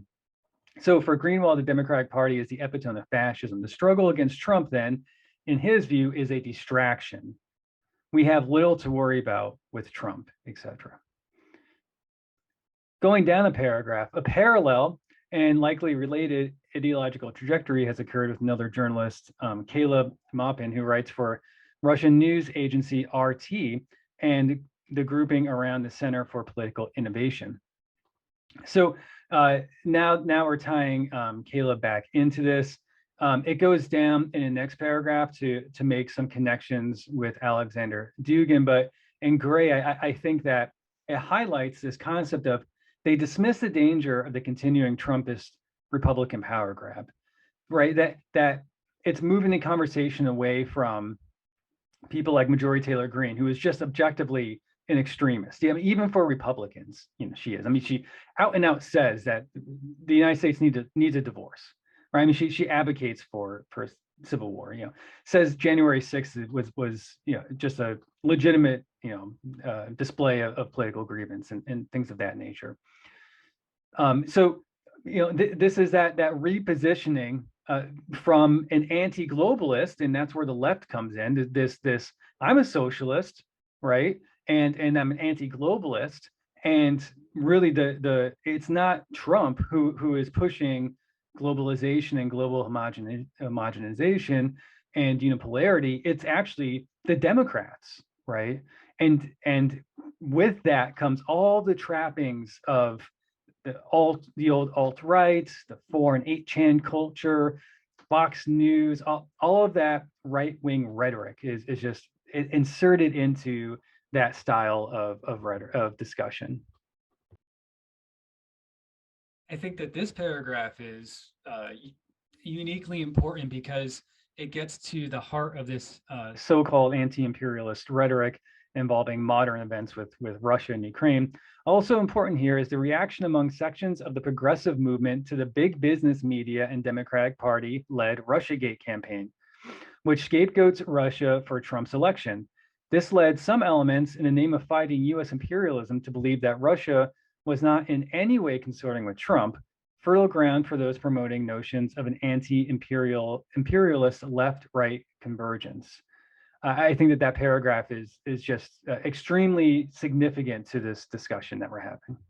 And then to end or to move away from this article, there's 3 things that have been outlined that connect Glenn Greenwald and Kalib together, but also any number of other internet personalities that we'll touch on in this video, but really they deserve their separate videos. The first being both identify the main enemy as a deep state and liberalism rooted in the Democratic Party, as opposed to Trump or MAGA or reactionary conservatives. In his book, We Are City Builders, Kalib writes, the United States is overall dealing with a crisis of liberalism. I mean, this is exactly what Alexander Dugin said on a geopolitical level, right?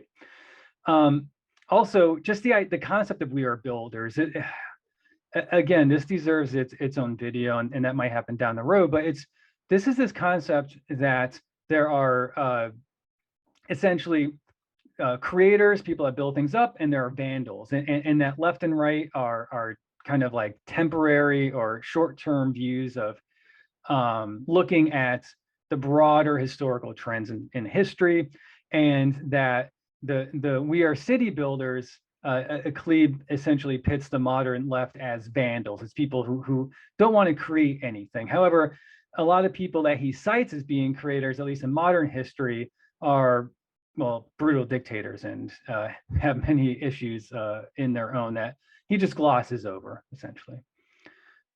Since the Black Lives Matter protests and the election of Biden both increasingly concentrate their fire on the supposed cancel culture of the left, and this is Tucker Carlson.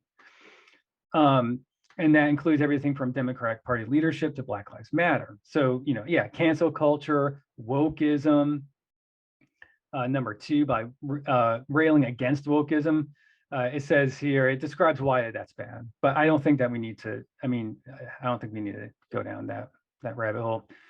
Finally, they both rail against a supposed synthetic left by extending from Clinton and Obama to the Democratic Socialists of America, DSA, the Working Families Party, Black Lives Matter, and no doubt including the Communist Party as well. This is true. Has from Infrared has a, or I don't know if he does, but he did have a kind of like background header for the Communist Party of USA that was kind of like mocking them, probably because of this article. I don't know if he still has that up or not. But again, it's this concept that left and right are relatively new terms. These are things that could go away. This paragraph talks about the vandals and the idea that I kind of described, but these vandals are the degenerates that Dugin described, essentially. And going back to that German school, those degenerates are essentially, that's Switzerland, right? To Paetel and these early, right? These are these multi-ethnic countries that have no Volk, no common unity, and so instead kind of result in what many conservatives at that time saw in the indulgences of the left represented in Weimar culture and art, for instance. And in closing, we have Greenwald kind of co-opting this idea of elites and globalization that Caleb uses via Dugin, essentially. The idea of city builders and this can-do spirit, which just go back to the idea of him romanticizing or idealizing the uniform militarism of some past communist regimes. It also talks about Lyndon LaRoche, National Caucus of Labor Committee in the 70s. This is a topic that I won't get into here. I think it's an interesting one maybe in the future, but the cross-pollination between especially Caleb and LaRoche. Now he has written things against Lyndon LaRoche. However, he's also attended meetings and committees and things of that nature that are sponsored by or involve people from the LaRoche National Caucus or affiliated organizations with LaRoche. And this really, I think, sums up. And in an August 22nd, 2021 Facebook video, Caleb complains about being canceled. And this is just, right-wing box fodder. And by who? The frenzy of the mainstream left. What he's calling the frenzy of the mainstream left is exactly what Tucker Carlson calls the extremist left-wing mob, right? It's the same people. I have been making videos and immediately was called a NazBol, National Bolshevik, because I spoke with a respected Russian intellectual, Dugin, who has his own views, whom I have disagreements with. You have to be strong. You can never please these people, he pleads. And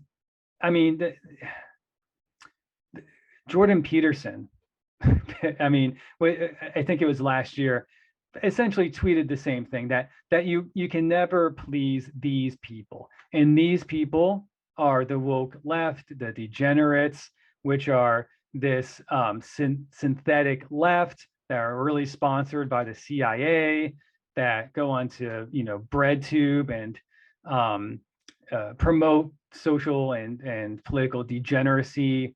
And what is that? Well, it's all the stuff that Alexander Dugin said, which is, trans people are bad. Everyone's a drug addict. If you don't look like you're in the military or some type of business professional, you have no self-worth, et cetera, and into this cycle of rehashing these what are really kind of tropes. Moving back in spectrum, the Center for Analysis of the Radical Right has a series of articles that are excellent. They're from 2020, but they really break down what that article we just viewed, that focused on Glenn Greenwald and Caleb, but they really break down this, I guess what you call red-brown media spectrum or alt-imperialist media spectrum. It uses Syria, but I mean, this is a continuation into modern day things about Ukraine, and then all those conspiracies and stuff, and trying to portray being pro-Russia as anti-imperialist, anti-globalist, anti-NATO, anti-homogeny, Western homogeny, while incorporating these right-wing conspiracies, things like Hunter Biden's laptop, biochemical labs, etc. So this begins with, it's no secret that white supremacists and fascists more broadly flock towards conspiracy theories. It's also well known that many white supremacists flock to supporting Assad and pro-Russian conspiracies. What is less studied and far more strange is how fascism is able to mutate to adopt left-wing aesthetics to engage in entryism. I mean, this is what Limonov was essentially attempting to do. It goes on to talk about how there are these alternative media organizations collaborating with fascists while posting COVID-19 and Syria conspiracies, how this shines a light on a semi-coordinated disinformation and hate network. It gets into what is red-brown, and I'm going to skip this part, but it talks about National Bolshevism and everything that we've discussed up to this point. So you all should very well understand what this kind of red-brown, what they're getting at in this part of the article. In the second article in this series, they talk about the specific networks or the ecosystem, and there's a section of the Duginist website ecosystem, and I touched upon this earlier when looking at some of his adjacent organizations like the Eurasian Party and the Youth Eurasian Movement, and how those are kind of a touching point to spread out. Now, here it also talks about figures in the Trump regime. In part 2 of this article, or this article series, it talks about the actual sites that are promoting this Red-Brown Alliance, and it delves into the Duginist website ecosystem. I bring this up just because I touched on this earlier when looking at the Eurasian Youth Movement and the Eurasian Party sites, saying that this is kind of like the heart of the ecosystem, or where this stuff begins. And here it discusses that, but it also talks about the Trump regime, how Steve Bannon is echoing some of these things on his podcasts, and even historically speaking, because this is a few years old when they were in office.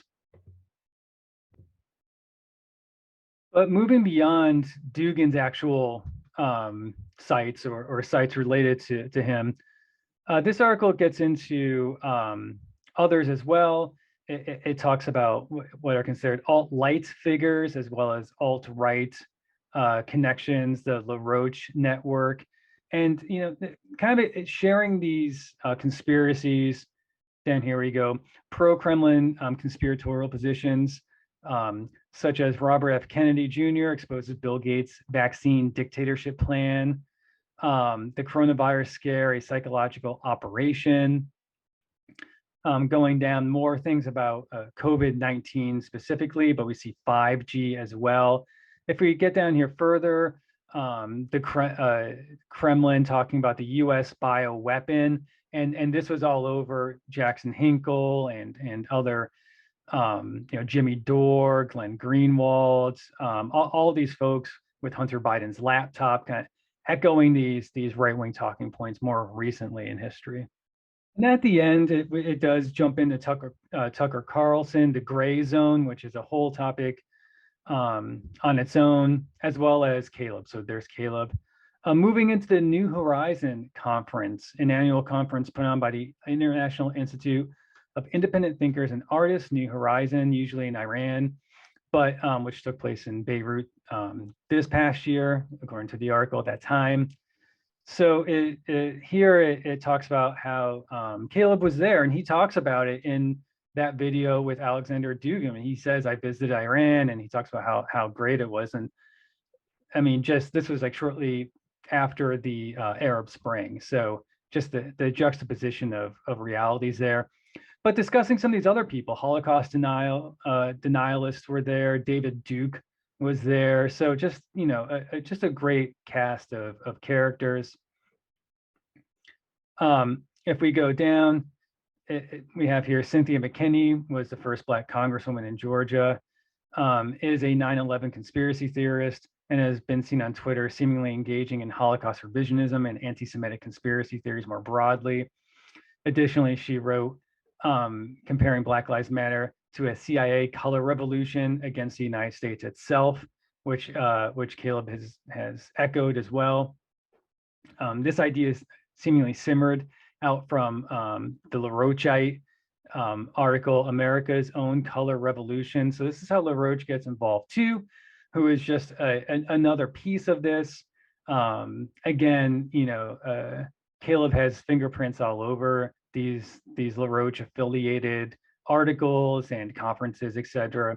But he will, or he has himself at least, in the past said that no, you know, LaRoche is not a socialist. But that's how these things work. It's all mixed up, and that's really what this article does well is it untangles a lot of this, and you know, shows you how things like, you know, New Horizon maybe working backward, going to Tucker Carlson, and then showing how Tucker Carlson gets wrapped up in like the Grayzone, and how you can trace some of these things on those platforms back to, I mean, you can go back to Stormfront for a lot of this material.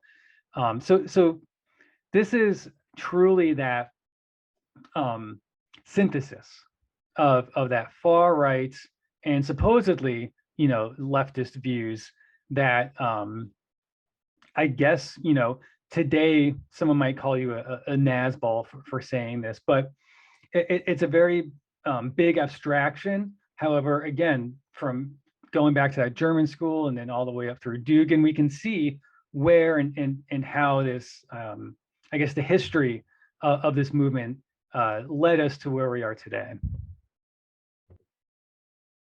And this paragraph from the third part of this series states what I had just attempted to much more concisely. The left-aligned, red-brown adjacent ecosystem usually bridges their connections to the right through things like authoritarian ultranationalism, anti-Zionism, populism, a resistance to US centrism, the Democratic Party, or liberalism more broadly. This process effectively launders red-brown speakers and talking points to a broader self-identified leftist audience. For example, while some fascists see the Democratic People's Republic of Korea as an example of ethno-nationalism resisting foreign influence, some authoritarian Marxist-Leninists see it as an example of an anti-imperialist communist project overcoming odds. And I think that is just a perfect example. And I would encourage you to look at these articles. I will probably do something in the future just on these, maybe looking at Grayzone. It says here part 3, so this article will focus on global research and Grayzone, and just, you know, quickly skimming down, we're seeing how it's connected to Fox News, Glenn Beck, Tucker Carlson, et cetera, the color revolution, going back to this kind of LaRoche talking points, genocide, denial, just all bad things. And there's just so much more. But we do need to end this at some point. And so I think that this might be a conclusion or something that will allow us to kind of wrap our arms around this and put a bow on it, not forever, but for now. Talked a lot about Caleb, but he's not the only person in this ecosystem. Talked about Glenn Greenwald and Grayzone and some other things. Jackson Hinkle is another person that's really caught my attention.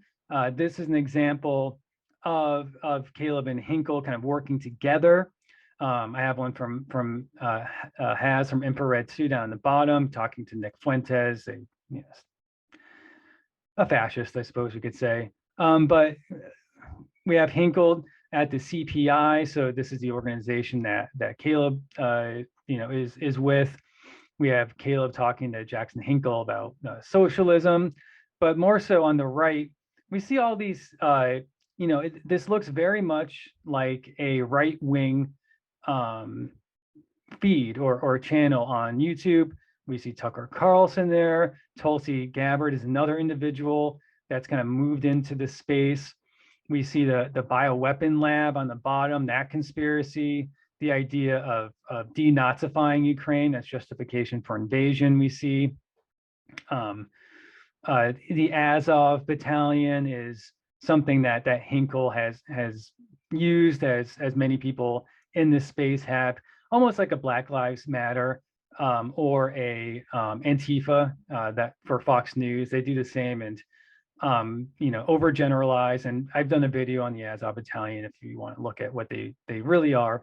But this is just an example of some of his work. And I'm going to end with some of his tweets, but get through some other things quickly before that. Samira Khan, this is from an article that I'll show in a moment, but more examples of what you can expect from this, alt-imperialist style social media presence. So on the far left, we talk about not enough being said about AOC bill to sanction anti-LGBT countries. Which regions would LGBT sanctions affect the most? The world's poorest, make no mistake. Climate change, LGBT rights, etc., are nothing but a progressive Cold War or Cold War weapons to crush multipolarity and preserve US unipolarity.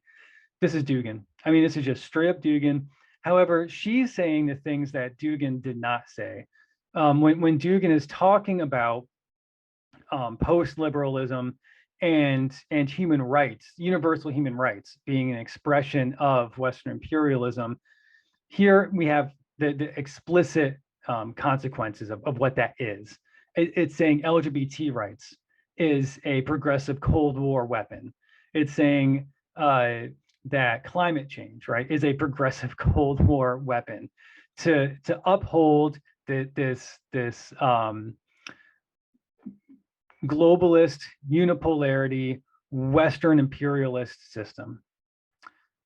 In the center, we have her talking about how she's in Russia and how she's using these terms that were formerly relegated to 8chan and 4chan and alt-right and right-wing spaces like beta and woke, right? So she's talking about how awesome this is, that the men are not betas, that they're alphas, and that they aren't woke.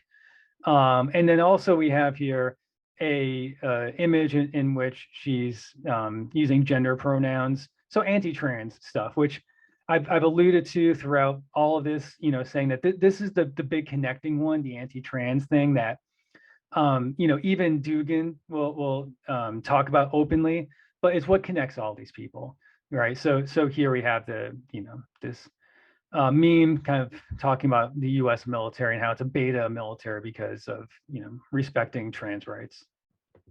There is a whole article on this, and I'm going to just show it here because I think we've gone over it, but this is more of if you want to know more, and maybe in the future I'll do a specific video based on this article.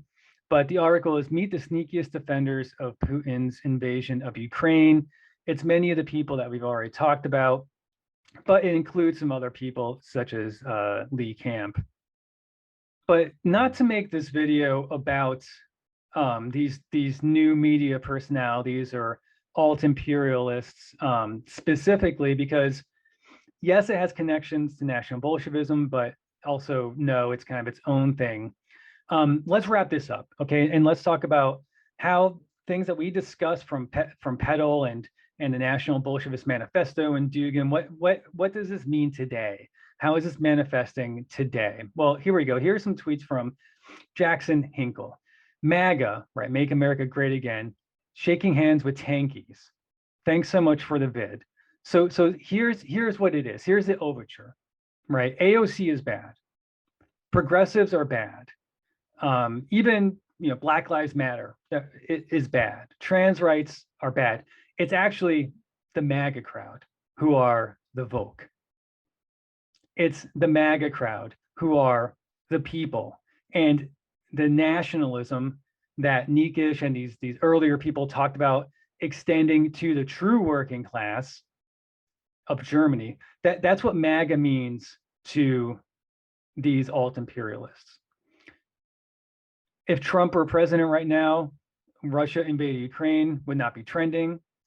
Ilhan Omar introduced articles of impeachment against Trump for inciting violence.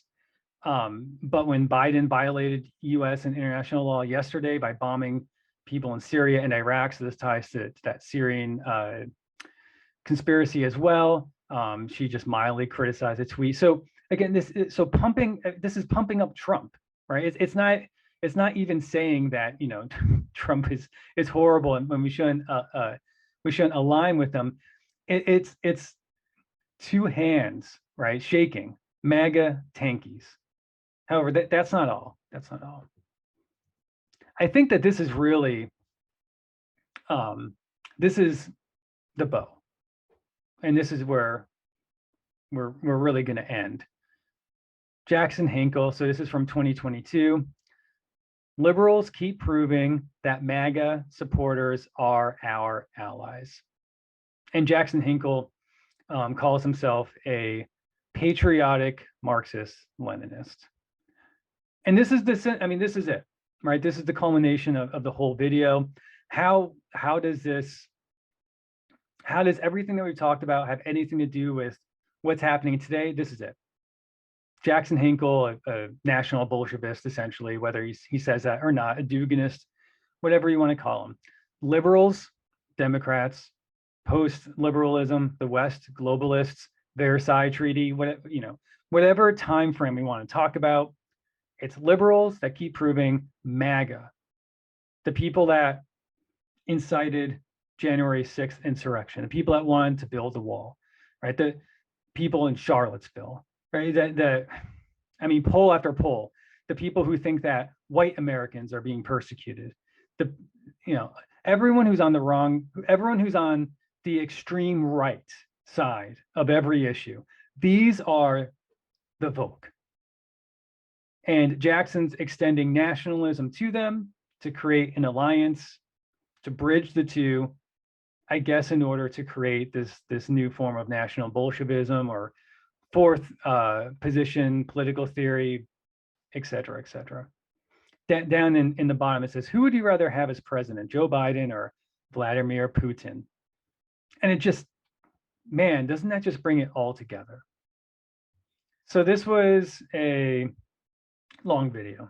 And I think what I'll do in the future is break this up into pieces and then probably work on this for quite some time, recreate various sections of this to better be standalone videos. But even though this is very long, I think it's important to connect all these things, to be able to go from Weimar Germany and bring it all the way up to Jackson Hinkle saying that MAGA and tankies should be uniting, that liberals are the ones that are proving every day that MAGA are the true allies of the left, and understanding how it is we got to that point, not only if you disagree, not only if you want to debate these people or something, but also so that you just understand what it is that you're looking at, that you understand what's happening, what the template is, whether you're looking at Grayzone or even Jimmy Dore,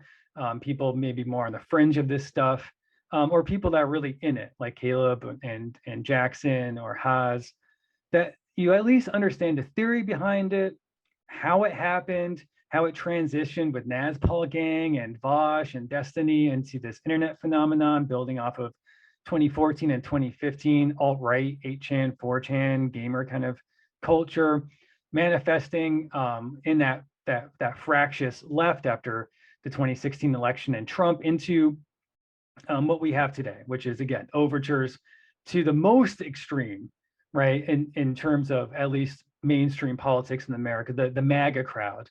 And these people who are supposedly on the left, saying things like Russia is great because the men there aren't betas and things of that nature.